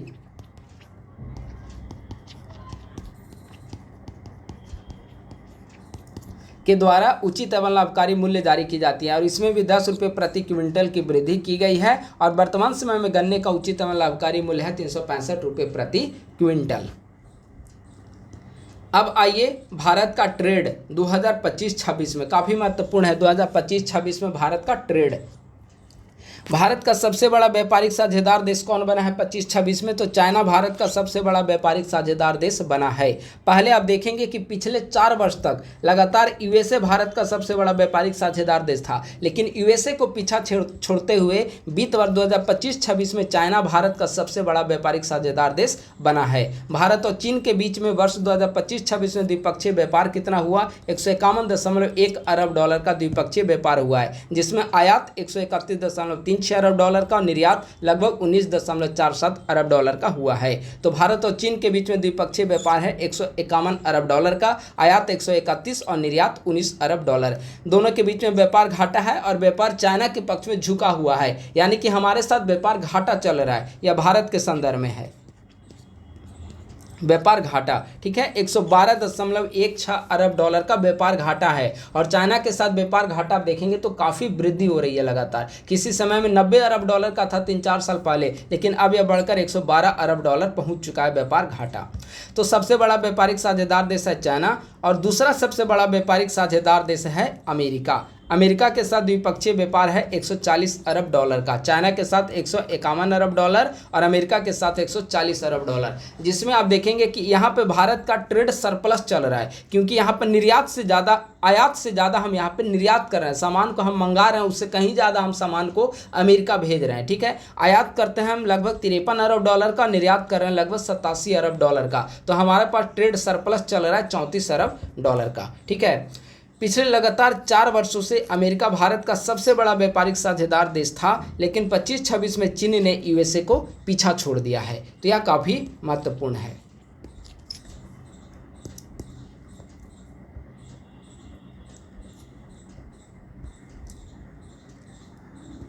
वर्ष 2021 के पश्चात 38 देशों के साथ भारत के 9 स्वतंत्र व्यापार समझौते संपन्न हुए हैं। यह काफ़ी महत्वपूर्ण है। सबसे लेटेस्ट किस देश के साथ भारत का फ्री ट्रेड एग्रीमेंट हुआ है, तो अप्रैल 2026 में न्यूजीलैंड के साथ फ्री ट्रेड एग्रीमेंट हुआ है। और न्यूजीलैंड इसीलिए भी महत्वपूर्ण है क्योंकि न्यूजीलैंड के साथ जो भारत की टीम फ्री ट्रेड एग्रीमेंट के लिए वार्ता कर रही थी, उस टीम में सारे के सारे मेंबर जो थे वे महिलाएं थे। तो महिलाओं के नेतृत्व वाली भारत की पहली फ्री ट्रेड एग्रीमेंट की गई है न्यूजीलैंड के साथ। काफ़ी महत्वपूर्ण है क्योंकि जिस टीम ने भारत को लीड किया, जिस टीम के द्वारा न्यूजीलैंड के साथ वार्ता की जा रही थी, उस टीम में सारे के सारे महिलाएं थी। अपने आप में गौरव का विषय है, ठीक है। तो न्यूजीलैंड के साथ एफटीए काफ़ी महत्वपूर्ण है। सबसे लेटेस्ट एफटीए भी इंडिया और न्यूजीलैंड के बीच में संपन्न हुआ अप्रैल 2026 में। 2026 में 2 एफटीए हुआ। एक तो ईयू के साथ हुआ, जब ईयू के आप देखेंगे कि लोग यहाँ पर ईयू को आमंत्रित किया गया था 26 जनवरी में चीफ गेस्ट के रूप में, तो उसी दौरान इंडिया और यूएई के बीच में फ्री ट्रेड एग्रीमेंट संपन्न हुआ था, ठीक है। तो 2026 में 2 एफटीए भारत का हुआ, एक यूरोपीय यूनियन के साथ और दूसरा न्यूजीलैंड के साथ। तो काफ़ी महत्वपूर्ण है, आप लोग इसे ध्यान देंगे। अभी तक 21 के पश्चात 38 देशों के साथ हमने 9 स्वतंत्र व्यापार समझौते संपन्न किए हैं। 38 देश की संख्या ज़्यादा इसीलिए क्योंकि ईयू में ज़्यादा देश इसमें शामिल हैं, तो इसीलिए 38 देश टोटल हो जाते हैं। अब आइए, विभिन्न योजनाओं के 11 वर्ष पूरे हुए। कुछ सामाजिक सुरक्षा से संबंधित स्कीम है जिसने अपने 11 वर्ष पूरे किए हैं, तो उसे हम लोग यहाँ पर संक्षिप्त रूप में देखते हैं। पहला है प्रधानमंत्री जीवन ज्योति बीमा योजना, ठीक है, जो अभी तीनों स्कीम को डिस्कस करेंगे। तीनों स्कीम की शुरुआत हुई है 9 मई 2015 को। पहला है प्रधानमंत्री जीवन ज्योति बीमा योजना। इसकी शुरुआत हुई 9 मई 2015 को।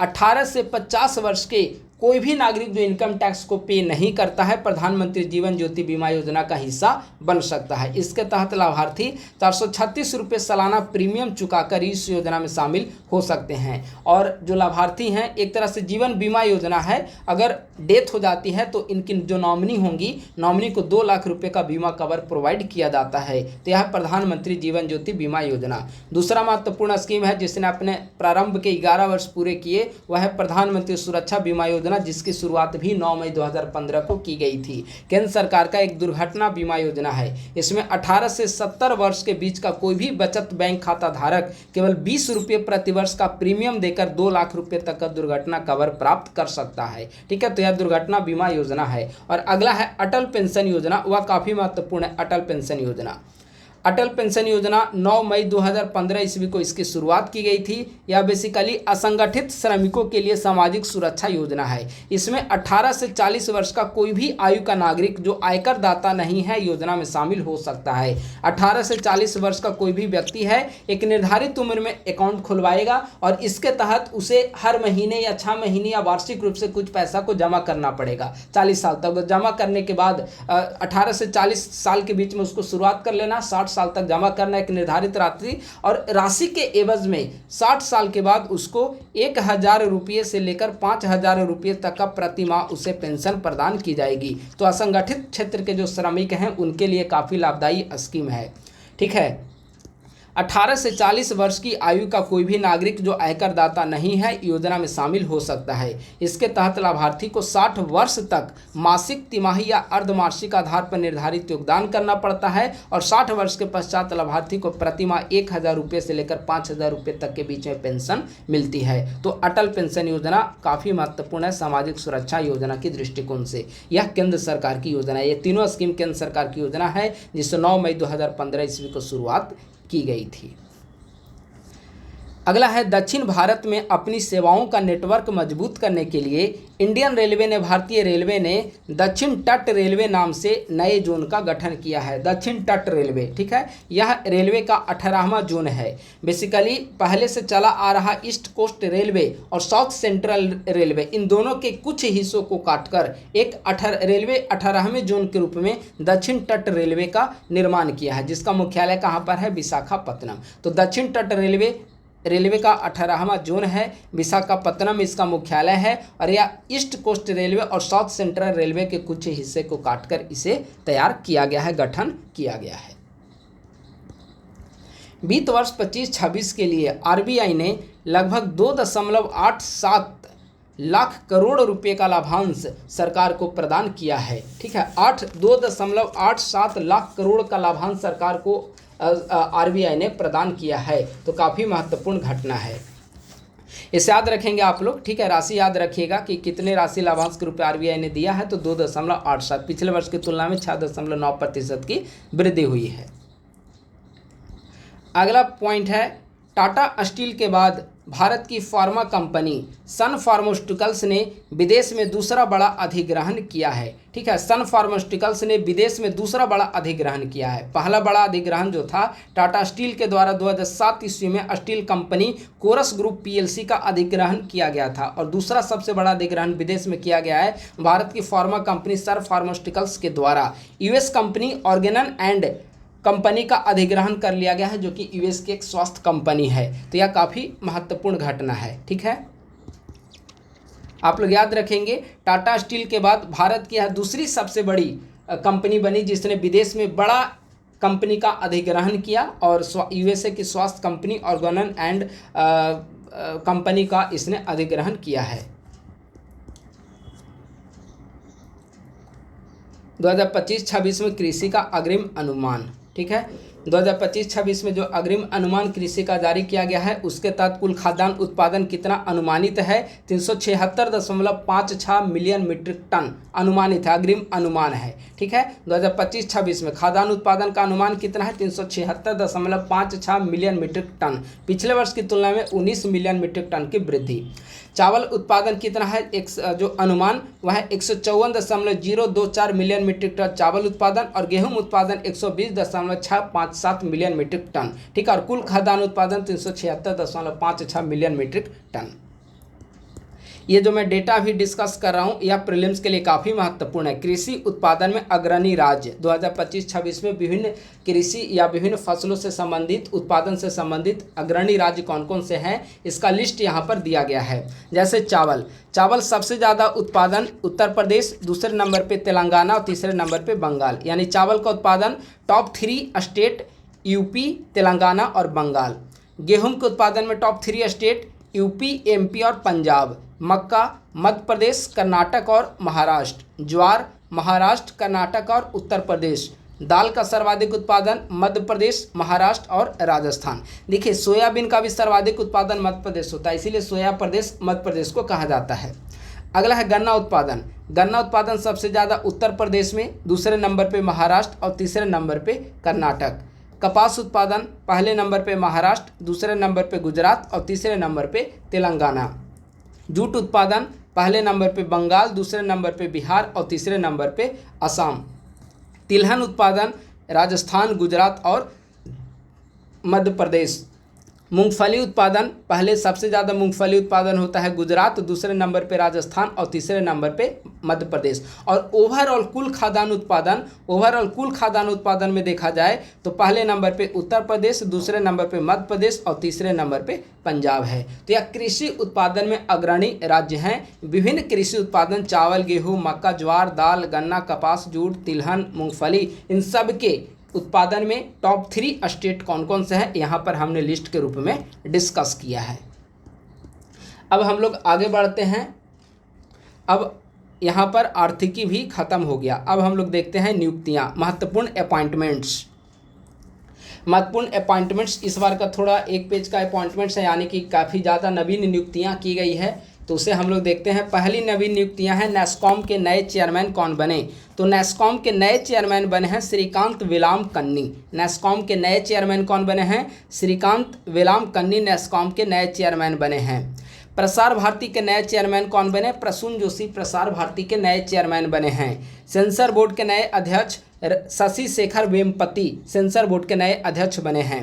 नेशनल कंपनी लॉ ट्रिब्यूनल के नए चेयरमैन अनुपेंद्र सिंह ग्रेवाल।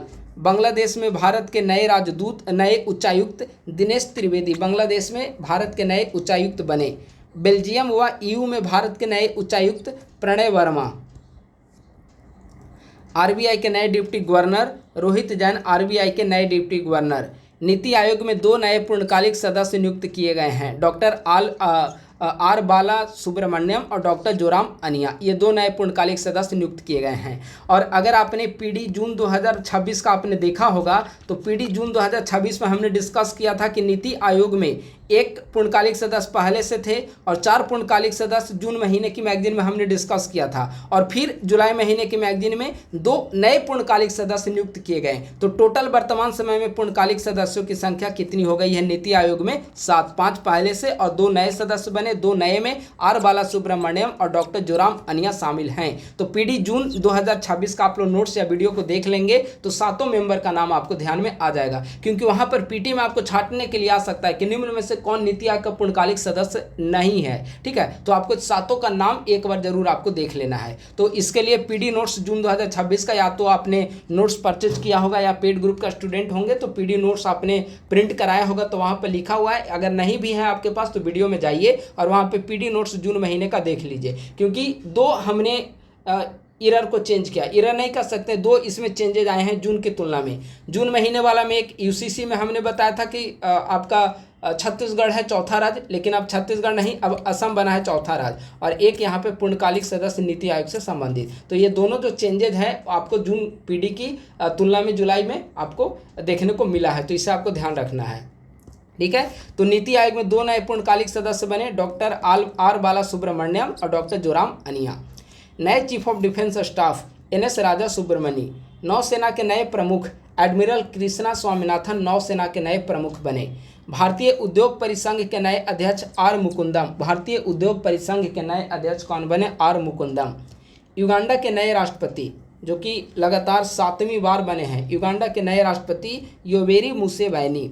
संसदीय समिति के अध्यक्ष पुनर्नियुक्त किए गए हैं, लोक लेखा समिति KC वेणुगोपाल, प्राक्कलन समिति संजय जायसवाल, लोक उपक्रम समिति बैजंत पांडा। लोक लेखा समिति में कितने सदस्य होते हैं, 22 सदस्य होते हैं, 15 + 7। प्राक्कलन समिति में कितने सदस्य होते हैं, 30 सदस्य होते हैं, और 30 के 30 सदस्य सारे लोकसभा से होते हैं। और यहाँ पे 15 + 7 का मतलब हो गया 15 सदस्य लोकसभा से और 7 सदस्य राज्यसभा से। ठीक है, लोक उपक्रम समिति में भी 22 सदस्य होते हैं। तो 3 नए समिति में अध्यक्ष पुनर्निर्वाचित किए गए, यानी पिछले साल भी यही तीनों अध्यक्ष थे। लोक लेखा समिति KC वेणुगोपाल, प्राक्कलन समिति संजय जायसवाल, लोक उपक्रम समिति बैजंत पांडा। ये तीनों किस लोकसभा क्षेत्र का प्रतिनिधित्व करते हैं, यानी कि किस लोकसभा क्षेत्र से सांसद हैं, तो KC वेणुगोपाल केरल के अलापुझात क्षेत्र से सांसद हैं, संजय जायसवाल बिहार के पश्चिम चंपारण से, और बैजंत पांडा उड़ीसा के केंद्रपाड़ा विधानसभा क्षेत्र लोकसभा क्षेत्र से सांसद हैं। ठीक है, तो यह हो गया संसदीय समिति के अध्यक्ष पुनर्निर्वाचित। तो ये सारे अपॉइंटमेंट्स हो गए। अब आइए महत्वपूर्ण अवार्ड। पहला महत्वपूर्ण अवार्ड है military gender advocate of the year 2025, UN के द्वारा दिया जाता है। यानी कि यूएन के द्वारा दिए जाने वाले military gender advocate of the year 2025 किसे दिया गया है, मेजर अभिलाषा बराक को। और मेजर अभिलाषा बराक जो है इस पुरस्कार को प्राप्त करने वाली तीसरे भारतीय बनी है। ठीक है, इससे पहले 2 अन्य लोगों को दिया जा चुका है। ठीक है, तो military gender advocate of the year 2025 का अवार्ड यूएन के द्वारा मेजर अभिलाषा बराक को दिया गया है और मेजर अभिलाषा बराक भारतीय सेना की पहली महिला लड़ाकू हेलीकॉप्टर पायलट हैं।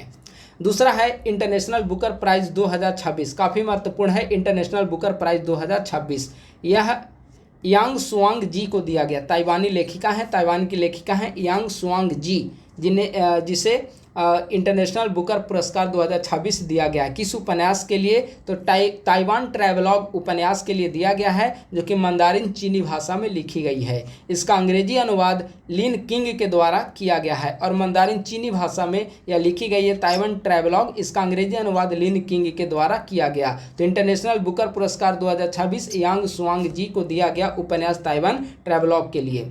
2025 का यह पुरस्कार दिया गया था बानू मुश्ताक को हार्ट लैम्प के लिए, जो कि कन्नड़ में लिखा गया था। ठीक है, तो 2026 का दिया गया यांग सुआंग जी को, 2025 का दिया गया था बानू मुश्ताक को हार्ट लैम्प के लिए। अगला पुरस्कार है गोडार्ड एस्ट्रोनॉटिक्स अंतरिक्ष पुरस्कार। यह अमेरिका की एक संस्था है, उसके द्वारा दी जाती है गोडार्ड एस्ट्रोनॉटिक्स अंतरिक्ष पुरस्कार। यह इसरो के चंद्रयान 3 को इस बार दिया गया है। अगला है गिलेर्मो कैनो विश्व प्रेस स्वतंत्रता पुरस्कार 2026। तो गिलेर्मो कैनो विश्व प्रेस स्वतंत्रता पुरस्कार 2026 यूनेस्को के द्वारा दी जाती है और इस बार सूडानी पत्रकार संघ को यह अवार्ड दिया गया है। राष्ट्रीय फ्लोरेंस नाइटिंगेल पुरस्कार 2026, राष्ट्रीय फ्लोरेंस नाइटिंगेल पुरस्कार 2026 टोटल 15 नर्सों और कर्मियों को दिया गया है।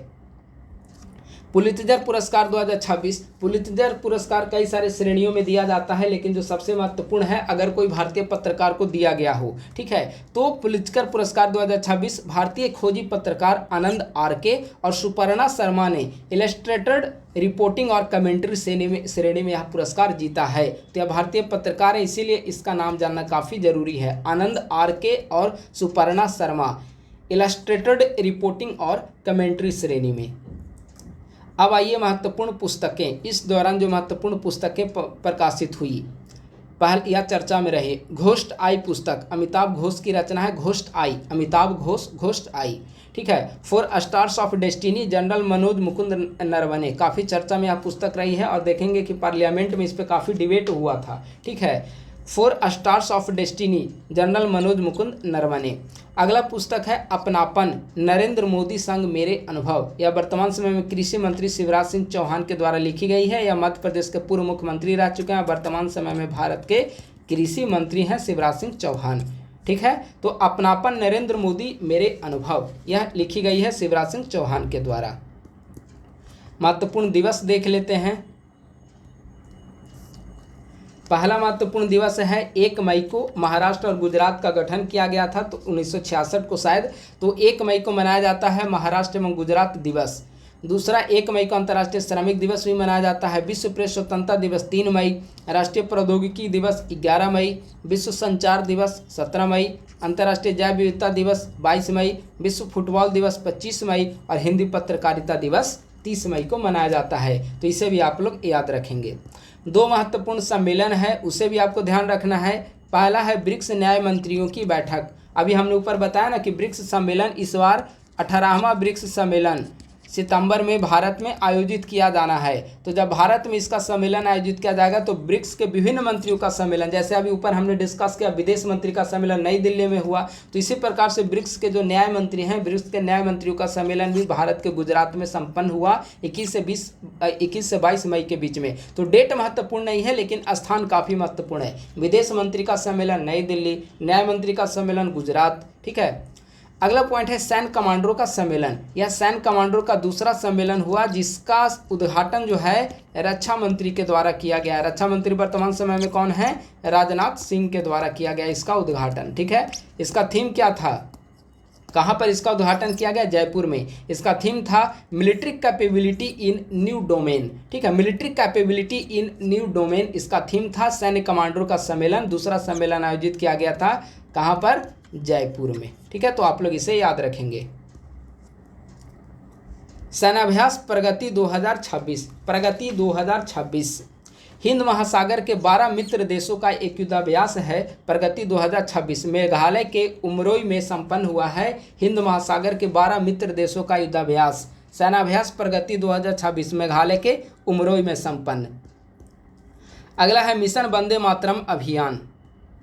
बीएसएफ की पहली पूर्ण महिला पर्वतारोहण टीम के द्वारा माउंट एवरेस्ट पर तिरंगा फहराया गया मिशन वंदे भारत अभियान के तहत।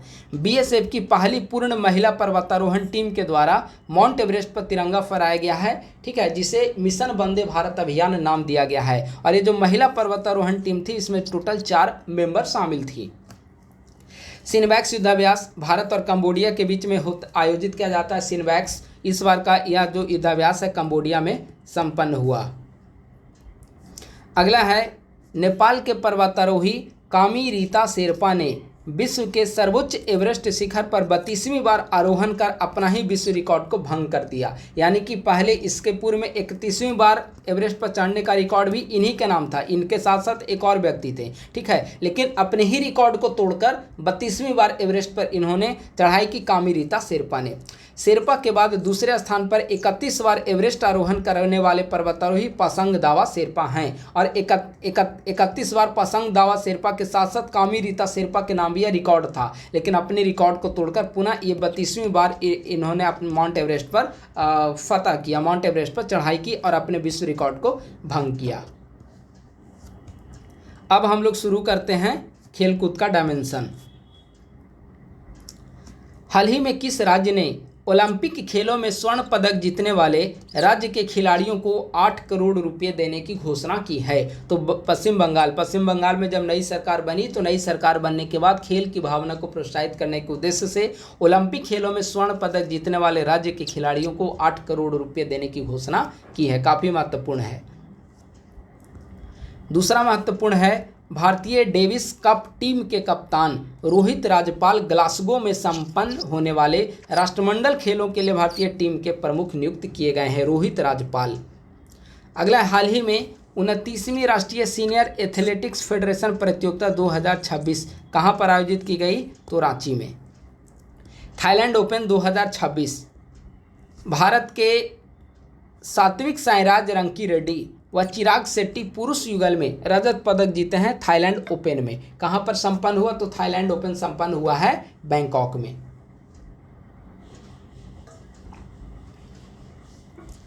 अब थॉमस कप और उबेर कप के बारे में हमें जानकारी देखना है। थॉमस कप और उबेर कप, ठीक है। थॉमस कप बैडमिंटन की जो पुरुष टीम का जो खेल होता है वह उसे थॉमस कप के रूप में जाना जाता है पुरुष टीम, और महिलाओं की जो टीम होती है उसे उबेर कप के रूप में जाना जाता है, ठीक है। तो बैडमिंटन की पुरुष टीम थॉमस कप का आयोजन फाइनल जो हुआ चीन वर्सेस फ्रांस के बीच में, चीन और फ्रांस के बीच में फाइनल मैच का आयोजन हुआ जिसमें चीन 12वीं बार विजेता बना है और उप विजेता कौन बना? फ्रांस। उसी प्रकार से महिलाओं की टीम उबेर कप का आयोजन किया गया जिसमें विजेता दक्षिण कोरिया और उप विजेता चाइना बना है। पुरुष में विजेता बना है चाइना और महिलाओं की जो उबेर कप हुआ उसमें उप विजेता बना है चाइना। और थॉमस कप और उबेर कप ये द्विवार्षिक आयोजन है, 2 वर्ष पर इसका आयोजन किया जाता है और इस बार का इसका आयोजन कहाँ पर किया गया? डेनमार्क में संपन्न हुआ थॉमस कप और उबेर कप का। इंग्लैंड की महिला टीम की पूर्व विकेट कीपर सारा टेलर पुरुषों के अंतर्राष्ट्रीय टेस्ट मैच में फील्डिंग कोच नियुक्त की जाने वाली पहली महिला है। काफ़ी महत्वपूर्ण है। इंग्लैंड की महिला टीम की पूर्व विकेट कीपर सारा टेलर पुरुषों के अंतर्राष्ट्रीय टेस्ट मैच में फील्डिंग कोच नियुक्त की जाने वाली पहली महिला है।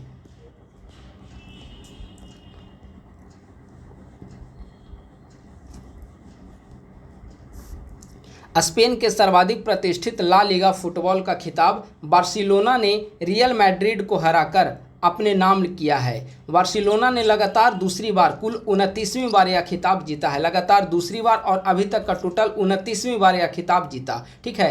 तो स्पेन के सर्वाधिक प्रतिष्ठित खेल ला लीगा फुटबॉल कप, इसका आयोजन कहाँ पर किया गया था? इसके आयोजन में बार्सिलोना विजेता बना है, रियल मैड्रिड को इसने हराया और बार्सिलोना लगातार दूसरी बार और टोटल 29वीं बार इस खिताब को जीता। हॉकी इंडिया ने फ्रांस के फ्रेडरिक सोएज को पुरुषों की जूनियर हॉकी टीम का नया कोच नियुक्त किया है। काफ़ी महत्वपूर्ण है। फ्रांस के फ्रेडरिक सोएज को पुरुषों की जूनियर हॉकी टीम का नया कोच नियुक्त किया गया है हॉकी इंडिया के द्वारा। विश्व बिलियर्ड्स चैंपियनशिप 2026 विश्व बिलियर्ड्स चैंपियनशिप 2026, इसका विजेता कौन बना? इसका विजेता बना है सौरभ कोठारी। काफ़ी महत्वपूर्ण है, सौरभ कोठारी इसके विजेता बने हैं और उप विजेता इसके पंकज अडवाणी भारतीय ही हैं। ठीक है, तो विश्व बिलियर्ड्स चैंपियनशिप 2026 इसके विजेता बने हैं सौरभ कोठारी। अगला है मैड्रिड ओपन 2026। मैड्रिड ओपन 2026 पुरुष एकल का खिताब यानिक सिनर ने जीता है।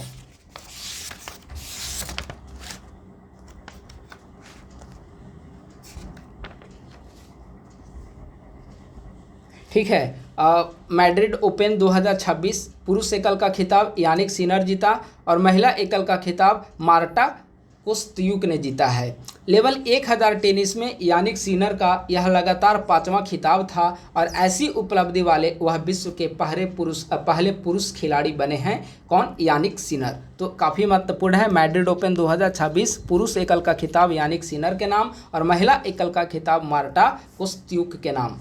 अगला है इटालियन ओपन 2026। तो इटालियन ओपन इसमें भी पुरुष एकल का खिताब यानिक सिनर ने जीता, पुरुष एकल यानिक सिनर। ठीक है, और महिला एकल का खिताब जीता है एलेना स्वितोलिना ने। एक बार फिर से है तेजस करंट अफेयर के बारे में जानकारी, एक संक्षिप्त जानकारी आप लोग फिर से एक बार सुन लें। हमारी टीम ISPC सेंटर के द्वारा 72वीं BPSC प्रीलिम्स परीक्षा को ध्यान में रखते हुए करंट अफेयर का एक महत्वपूर्ण पैकेज प्रोवाइड करा रही है और इसके लिए एक पेड ग्रुप टेलीग्राम पे बनाया गया है, तेजस 2.0 करंट अफेयर बैच। इसके तहत पिछले 1.5 साल का करंट अफेयर प्रोवाइड किया जा रहा है। पिछले 1 साल के करंट अफेयर पे ज़्यादा फोकस किया गया है, जिसमें जनवरी 2025 से लेकर हर महीने की एग्जामिनेशन संपन्न होने तक प्रतियोगिता दर्पण मंथली मैगजीन के शॉर्ट नोट्स, परीक्षा मंथन मैगजीन के नोट्स, प्रत्येक महीने की बिहार करंट अफेयर, 15 दिन के अंतराल पे PIB का नोट्स, बजट, इकोनॉमिक सर्वे का नोट्स, प्लस में न्यूज़पेपर का कंपाइलेशन नोट्स हैंड रिटन, ये सारे प्रोवाइड किए जा रहे हैं। प्लस विजन PT 365 का इकोनॉमी और साइंस एंड टेक का नोट्स भी इसके तहत प्रोवाइड किया जा रहा है। ठीक है, यानी कि करंट अफेयर से संबंधित जो भी महत्वपूर्ण कंटेंट हैं, चाहे वह किसी भी मैगजीन, नोट्स, न्यूज़पेपर आदि का हो, वे सारे इस ग्रुप पे प्रोवाइड किए जा रहे हैं। ग्रुप से जुड़ने का चार्ज है 399। यहाँ पे जो यूट्यूब चैनल पे आपको PD का नोट्स डिस्कशन दिया जा रहा है, अवेलेबल कराया जा रहा है, इसका भी PDF आपको इसी पेड ग्रुप पे प्राप्त हो पाएंगे। 399 इसके जुड़ने का चार्ज है। 9870564701 या 8375934036 ये दोनों पेमेंट का नंबर है। ये प्रणय कुमार के नाम से अकाउंट है या अकाउंट प्रशांत कुमार के नाम से है। दोनों में से किसी भी नंबर पे आप लोग गूगल पे या फ़ोन पे करके पेमेंट कर सकते हैं 399। और पेमेंट करने के बाद आप लोग स्क्रीनशॉट भेज दें, दोनों नंबर व्हाट्सएप पे अवेलेबल है। स्क्रीनशॉट भेजने के बाद आपको पेड ग्रुप का लिंक दे दिया जाएगा और आप लोग पेड ग्रुप को ज्वाइन करके सारे मटेरियल को डाउनलोड करके आप लोग प्रिंट करा सकते हैं और आगे का जो मटेरियल होगा इसी ग्रुप में आपको मिलता रहेगा। इसके अलावा करंट अफेयर के साथ साथ इसमें बिहार स्पेशल का भी पैकेज शामिल किया गया, हिस्ट्री, पॉलिटी, ज्योग्राफी, इकोनॉमी आदि का। इकोनॉमी यानी कि इकोनॉमिक करंट अफेयर जो भी है इसमें दिए जा रहे हैं। तो यह हो गया आपका तेजस करंट अफेयर के बारे में जानकारी। अब आइए विज्ञान प्रौद्योगिकी। हमने राष्ट्रीय, अंतर्राष्ट्रीय, आर्थिकी, खेलकूद, नियुक्तियां, पुरस्कार, इन सभी चीज़ों को डिस्कस किया है। इन्वायरमेंट, इकोलॉजी और साइंस एंड टेक को आप डिस्कस करते हैं। सबसे पहले साइंस एंड टेक को डिस्कस करते हैं। इसमें काफ़ी महत्वपूर्ण है पहला करंट अफेयर। किसी भी राज्य में मंत्रिमंडल स्तर पर समर्पित AI पोर्टफोलियो बनाने वाला भारत का पहला राज्य कौन बना है? केरल। और आप देखेंगे कि केरल साक्षरता के दृष्टिकोण से सबसे ज़्यादा साक्षर राज्य केरल माना जाता है और यहाँ पर AI को लेकर काफ़ी वर्क हो रहे हैं। कुछ वर्ष 1-2 साल पहले वहाँ पर AI शिक्षिका आइरिस केरल के द्वारा शुरुआत किया गया था, AI शिक्षिका आइरिस को लॉन्च किया गया था। ठीक है, और अब मंत्रिमंडल स्तर पर समर्पित AI पोर्टफोलियो बनाने वाला पहला राज्य बन गया है केरल। और ये जो AI पोर्टफोलियो बनाया गया है वह उद्योग और वाणिज्य विभाग के अंतर्गत AI पोर्टफोलियो तैयार किया गया है। और वर्तमान समय मंत्री कौन है? PK कुन्हाली कुट्टू। ठीक है, अगला है गावी नामक रोबोट भिक्षु।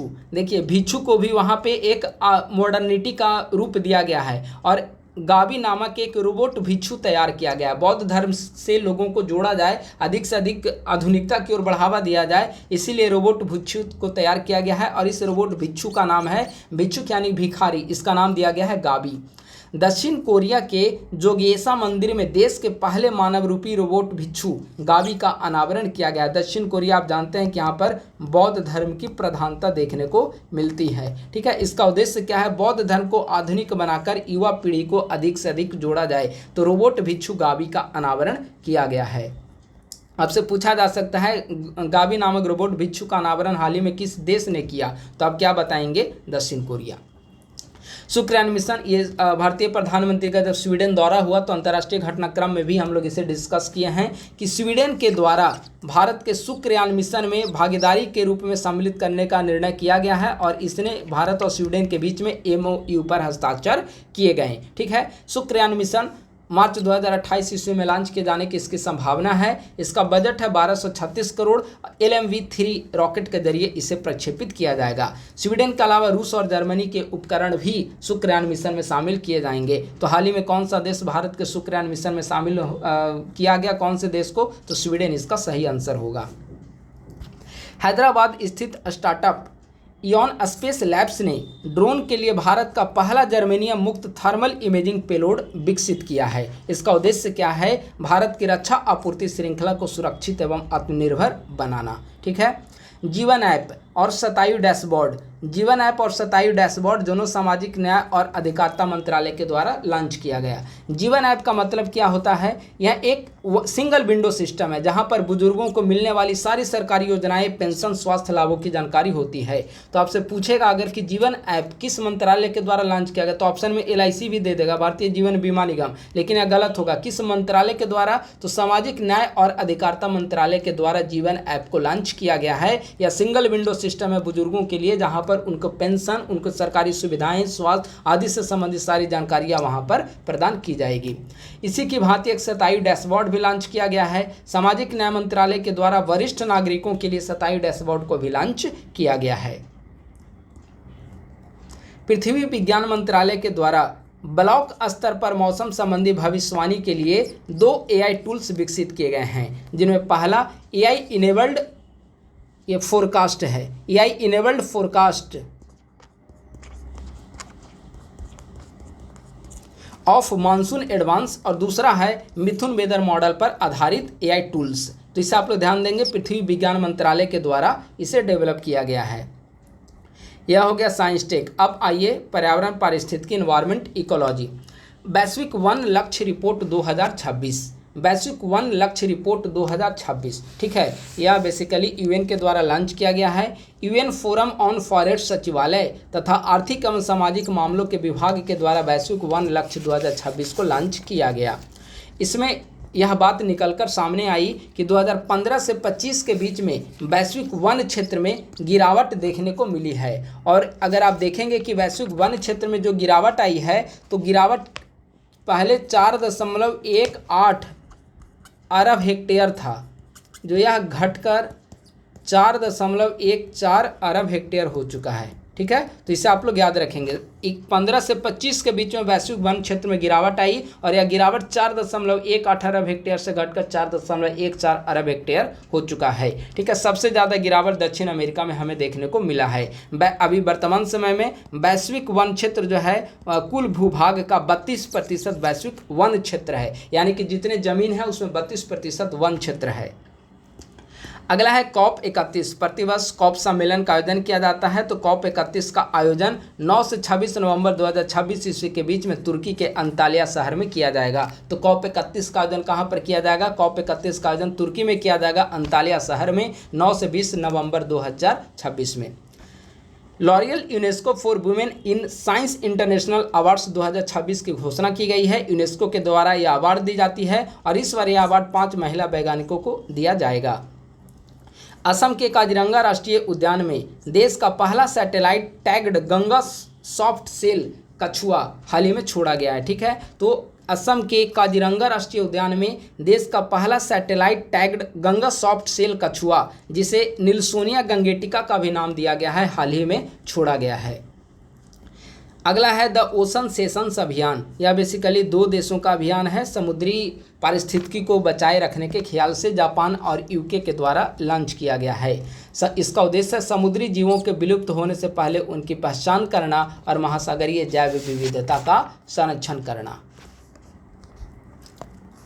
अगला है काफ़ी महत्वपूर्ण है, वो यह है कि कर्नाटक ग्राम स्तर पर जलवायु कार्य योजना को लाने वाला पहला राज्य बना है। ग्राम स्तर पर जलवायु कार्य योजना को लाने वाला पहला राज्य कौन बना है? Karnataka. Kiwi mission, kiwi mission किसके द्वारा लॉन्च किया गया है? अरुणाचल प्रदेश के द्वारा लॉन्च किया गया है। पूर्वोत्तर क्षेत्र के विकास मंत्री केंद्रीय मंत्री ज्योतिरादित्य सिंधिया के द्वारा अरुणाचल प्रदेश के लिए कीवी मिशन को लॉन्च किया गया है। इसका उद्देश्य है क्लस्टर आधारित कीवी खेती को बढ़ावा देना। हाल ही में उच्चतम न्यायालय ने झारखंड सरकार को खनन, हाथियों और वर्षा वन के संरक्षण हेतु सारंडा वन को वन्य जीव अभयारण्य अधिसूचित करने का निर्देश दिया है। तो आपसे पूछा जा सकता है कि चर्चा में रहा सारंडा वन कहाँ पर स्थित है? तो झारखंड में स्थित है। झारखंड में स्थित यह वन एशिया का सबसे बड़ा वर्षा वन क्षेत्र है, सारंडा वन। तो आप लोग इसे याद रखेंगे।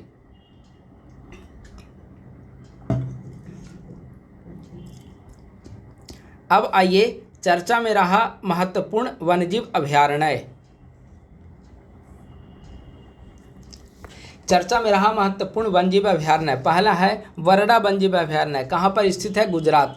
देखिए, चर्चा में जो कोई भी महत्वपूर्ण वन्यजीव अभयारण्य, नेशनल पार्क या जो कुछ भी महत्वपूर्ण हो उसे आपको याद रख लेना है अवस्थिति के साथ। तो वरडा वन्यजीव अभयारण्य गुजरात, चपराला वन्यजीव अभयारण्य महाराष्ट्र, बिनसर वन्यजीव अभयारण्य उत्तराखंड, तोलपेटी वन्यजीव अभयारण्य केरल, डीरिंग मेमोरियल वन्यजीव अभयारण्य Arunachal Pradesh, Tadoba Andhari tiger reserve Maharashtra, Great Himalayan National Park Himachal Pradesh. तो यह हो गया चर्चा में रहा महत्वपूर्ण वन्यजीव अभयारण्य। तो यह हो गया महत्वपूर्ण वन्यजीव अभयारण्य। अब आते हैं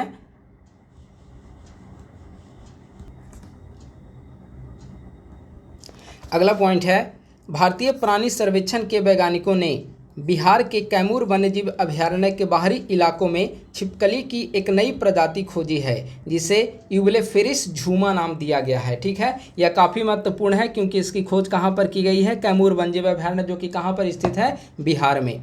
और यह जो नाम रखा गया है यूबलेफेरिस झूमा, इसका नाम जूलॉजिकल सर्वे ऑफ इंडिया, भारतीय प्राणी सर्वेक्षण, इसका नाम है zoological survey of India English में। तो ZSI की पहली महिला निदेशक डॉक्टर धृति बनर्जी झूमा के नाम पर इसका नाम रखा गया है। तो यह काफ़ी महत्वपूर्ण है, इसे आप लोग याद रखेंगे।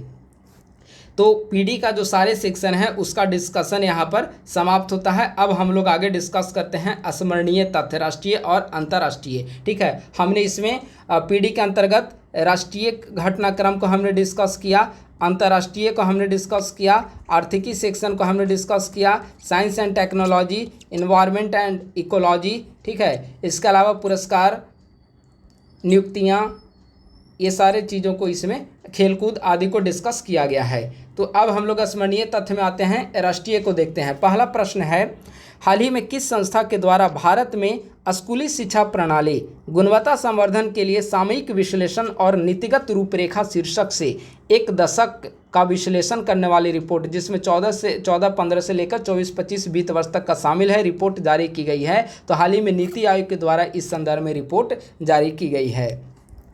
कृषि क्षेत्र में हुई प्रगति को लोगों के लिए ठोस स्वास्थ्य परिणामों में परिवर्तित करने के उद्देश्य से ICMR और ICAR के द्वारा संयुक्त रूप से किस राष्ट्रीय मिशन आधारित कार्यक्रम की शुरुआत की गई? तो इस कार्यक्रम का नाम दिया गया है सेहत कार्यक्रम। ठीक है, सेहत नामक एक राष्ट्रीय मिशन बोर्ड कार्यक्रम है सेहत, जो कि चिकित्सा और कृषि वैज्ञानिकों का यह अंतर्विषयी समन्वय देश में खाद्य आधारित स्वास्थ्य समाधानों को बढ़ावा देने पर संकेंद्रित है।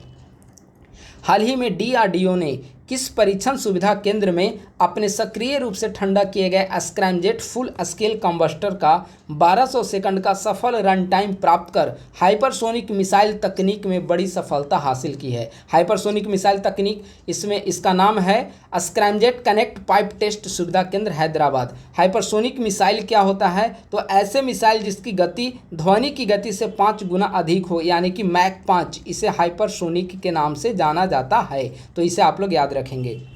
अंतर्राष्ट्रीय नर्स दिवस 12 मई, इसे हमने ऊपर भी डिस्कस किया था, ठीक है। अंतर्राष्ट्रीय नर्स दिवस 12 मई के अवसर पर भारतीय राष्ट्रपति द्रौपदी मुर्मू के द्वारा वर्ष 2026 के लिए कुल कितने नर्सिंग पेशेवरों को राष्ट्रीय फ्लोरेंस नाइटिंगेल पुरस्कार प्रदान किया गया? 15। हमने ऊपर भी इसे डिस्कस किया था। एनसीआरबी के द्वारा जारी नवीनतम आंकड़ों के अनुसार 2023 की तुलना में 24 में भारत में कुल दर्ज अपराध में कितने प्रतिशत की गिरावट आई है? 6% की गिरावट दर्ज की गई है। केंद्र सरकार ने बजट 25-26 में घोषित कपास उत्पादकता मिशन के तहत 5 वर्षों 25-26 से लेकर 30-31 की अवधि के लिए कितने करोड़ रुपये के वित्तीय परिव्यय को मंजूरी दी है? 5,659 करोड़ रुपये। हाल ही में शोधकर्ताओं ने दिल्ली के निकट अरावली की झाड़ियों में किस बिल्ली प्रजाति के पहले फोटोग्राफिक साक्ष्य की पुष्टि की है, जो दुनिया की सबसे छोटी जंगली बिल्लियों में से एक है? इसका नाम है रस्टी स्पॉटेड कैट, ठीक है। प्रियोनाइलुरस रूबिगिनोसस इसका नाम है, वैज्ञानिक नाम है। तो इसे आप लोग याद रखेंगे। हाल ही में बेंगलुरु में विकसित की गई गुलाब की एक नई हाइब्रिड किस्म त्रिभुवन का नाम योजना आयोग के किस पहले पूर्णकालिक सचिव और स्वतंत्रता के बाद के प्रमुख नीति निर्माता के नाम पर रखा गया है? त्रिभुवन प्रसाद सिंह, है ना। गुलाब की एक नई हाइब्रिड प्रजाति है त्रिभुवन।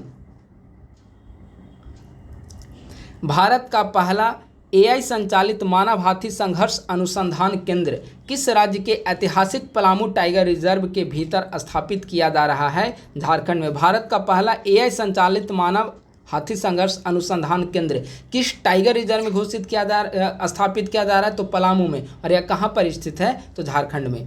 हाल ही में मध्य प्रदेश उच्च न्यायालय की इंदौर पीठ ने धार जिले में स्थित किस विवादित ऐतिहासिक परिसर को देवी वाग देवी यानी माता सरस्वती को समर्पित एक हिंदू मंदिर घोषित करते हुए ऐतिहासिक फैसला सुनाया है? भोजशाला, मध्य प्रदेश। भोजशाला 11वीं शताब्दी का एक ऐतिहासिक ढांचा है जिसे राजा भोज के द्वारा निर्मित एक प्राचीन संस्कृत अध्ययन केंद्र और वाग्देवी माना जाता रहा है, जबकि मुस्लिम पक्ष इसे कमल मौला मस्जिद के रूप में देखता था। और हाल ही में मध्य प्रदेश उच्च न्यायालय ने इसे मंदिर घोषित किया है। तो काफ़ी महत्वपूर्ण है। भोजशाला कहाँ पर स्थित है? मध्य प्रदेश में। अब आइए अंतर्राष्ट्रीय घटनाक्रम। हाल ही में नीदरलैंड्स सरकार के द्वारा भारत को सौंपी गई अनाइमंगलम चोला तांबे की प्लेट ऐतिहासिक रूप से किस प्रसिद्ध चोल शासक द्वारा नागपट्टिनम के बौद्ध विहार को दिए गए अनुदान से संबंधित है? राजराज प्रथम, ठीक है। काफ़ी महत्वपूर्ण है। हमने ऊपर डिस्कस किया भारतीय प्रधानमंत्री का जब नीदरलैंड दौरा हुआ तो नीदरलैंड दौरे के दौरान वहाँ पे नीदरलैंड ने चोल साम्राज्य से 11वीं शताब्दी के जुड़े जो ताम्रपत्र थे उसको भारत को लौटाने का फैसला किया है, ठीक है। और इसका नाम क्या है? अनाइमंगलम चोला तांबे की प्लेट। किस राजा से संबंधित है? राजराज प्रथम, ठीक है। इसने नागपट्टिनम के बौद्ध को अनुदान दिया था। तो यह अपने आप में काफी महत्वपूर्ण सवाल है। इसका एक्सप्लेनेशन भी पढ़ दे रहा हूं मैं।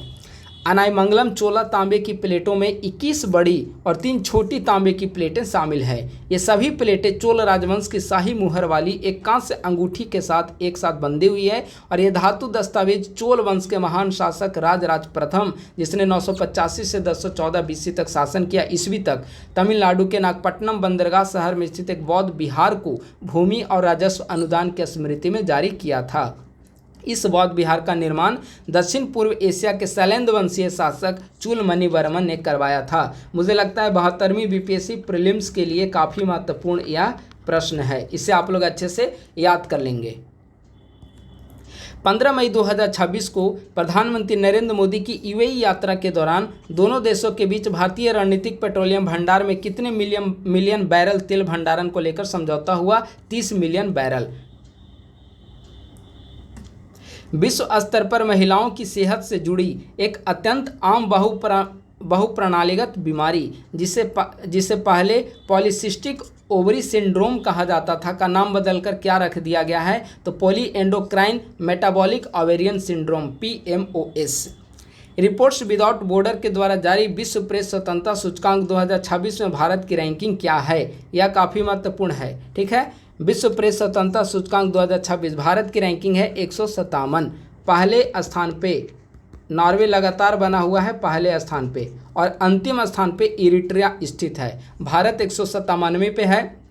इसके पहले 2025 में भारत 91वें स्थान पे था, और 2026 में भारत का स्कोर है 31.96 स्कोर है भारत का। ठीक है, तो विश्व प्रेस स्वतंत्रता सूचकांक 2026 भारत का स्थान 157। पहले किसके द्वारा जारी किया गया? Reporters without borders. पहले स्थान पे है नॉर्वे, अंतिम स्थान पे है इरिट्रिया। भारत का स्कोर है 31.96। ठीक है, 2025 में भारत का रैंक था 151। इतना से ज़्यादा आपको पढ़ना नहीं है, इतना ही सूचकांक में महत्वपूर्ण है। हाल ही में भारत के प्रधानमंत्री को किस देश के सर्वोच्च राजकीय सम्मान royal order of the polar star degree commander grand cross से सम्मानित किया गया? तो स्वीडन। संयुक्त राष्ट्र वन मंच के 21वें सत्र का आयोजन हाल ही में कहाँ किया गया, जिसके उद्घाटन पर वैश्विक वन लक्ष्य रिपोर्ट 2026 जारी की गई? न्यूयॉर्क में। भारत को अप्रैल 2026 से अप्रैल 2028 तक 2 वर्षों के लिए किस अंतर्राष्ट्रीय बोर्ड का अध्यक्ष नामित किया गया, जो आईटी सुरक्षा प्रमाण पत्रों की पारस्परिक मान्यता के लिए काम करता है? तो इसका नाम है CCDB common criteria development board. विश्व स्वास्थ्य संगठन ने हाल ही में अफ्रीका के किन 2 देशों में फैले इबोला वायरस के प्रकोप को अंतर्राष्ट्रीय चिंता का सार्वजनिक स्वास्थ्य आपातकाल घोषित किया? कांगो और युगांडा। मैं ऊपर में डिस्कस कर चुका हूं, और इसके कारण 2 समिट को का स्थगन भी कर दिया गया। एक IBCA international big cat alliance और एक था भारत अफ्रीका फोरम। ठीक है, तो कांगा और युगांडा में बढ़ते प्रकोप को देखते हुए इसे अंतर्राष्ट्रीय चिंता का विषय आपातकाल स्वास्थ्य आपातकाल घोषित किया गया है। यह भी प्रश्न काफ़ी महत्वपूर्ण है। हाल ही में बीजिंग में अमेरिकी राष्ट्रपति के साथ वार्ता के दौरान चीनी राष्ट्रपति के द्वारा चर्चा में लाया गया शब्द थ्यूसिडाइड्स ट्रैप निम्नलिखित में से किस प्राचीन युद्ध के इतिहास से प्रेरित है? पेलोपोनेशियन युद्ध। एथेंस और स्पार्टा के बीच यह युद्ध का आयोजन किया गया था। पेलोपोनेशियन युद्ध से संबंधित है थ्यूसिडाइड्स ट्रैप। यह काफ़ी महत्वपूर्ण है। यह युद्ध 431 BC में हुआ था। ठीक है, देखिए इसका क्या अर्थ है यहाँ पे दिया गया है, तो इसे आप लोग पढ़ लेंगे। बाकी इसका PDF पेड ग्रुप में दिया जाएगा। संयुक्त राष्ट्र की नवीनतम ग्लोबल फॉरेस्ट गोल्स रिपोर्ट 2026 के अनुसार पिछले 1 दशक में 2015 से 25 में वैश्विक वन क्षेत्र 4.18 अरब हेक्टेयर से घटकर कितने अरब तक हो गया है? तो 4.14 अरब हेक्टेयर घटकर हो गया है, और सबसे कमी जो है वह दक्षिण अमेरिका में देखने को मिली है। यह मैं ऊपर में डिस्कस कर चुका हूँ। ठीक है, तो यह हो गया आज का स्मरणीय तत्व समाप्त हो गया। यानी कि PD का पूरा जुलाई महीने का जो PD का मैगजीन है उसे पूरा मैं आज के वीडियो में डिस्कस कर दिया हूं। इसमें मई महीने की आपको कंटेंट मिलेगी है, जैसा कि हमने ऊपर बताया कि जून महीने में जुलाई की मैगजीन आ जाती है, लेकिन कंटेंट आपको प्रीवियस मंथ की ही मिलेगी। कंटेंट इसमें मई महीने का ही दिया हुआ है। ठीक है, तो बस आज का डिस्कशन समाप्त होता है। पूरी मैगजीन के जो PT ओरिएंटेड जो सेक्शन था उसे हमने डिस्कस कर दिया है। इसके PDF के लिए आप लोग 8375934036 या 9870564701 दो में से किसी भी एक नंबर पे कॉल या मैसेज करके आप लोग इसके PDF के बारे में जानकारी प्राप्त कर सकते हैं। और अगर पेड ग्रुप ज्वाइन करना हो करंट अफेयर का तो भी इसके माध्यम से आपको जानकारी मिल जाएगी। अगर आप लोग नए हैं तो हमारे यूट्यूब चैनल को सब्सक्राइब कर लें, और हमारे टेलीग्राम ग्रुप @ISPC सेंटर को आप लोग जरूर ज्वाइन करें। यूट्यूब चैनल के लिंक को अधिक से अधिक साथियों के साथ इसे साझा करें, ताकि अधिक संख्या में लोग इस ग्रुप से जुड़कर, इस यूट्यूब चैनल से जुड़कर अपनी तैयारी को महत्वपूर्ण दिशा प्रदान कर सकें। बस आज के वीडियो में इतना ही। थैंक यू सो मच, बहुत बहुत धन्यवाद।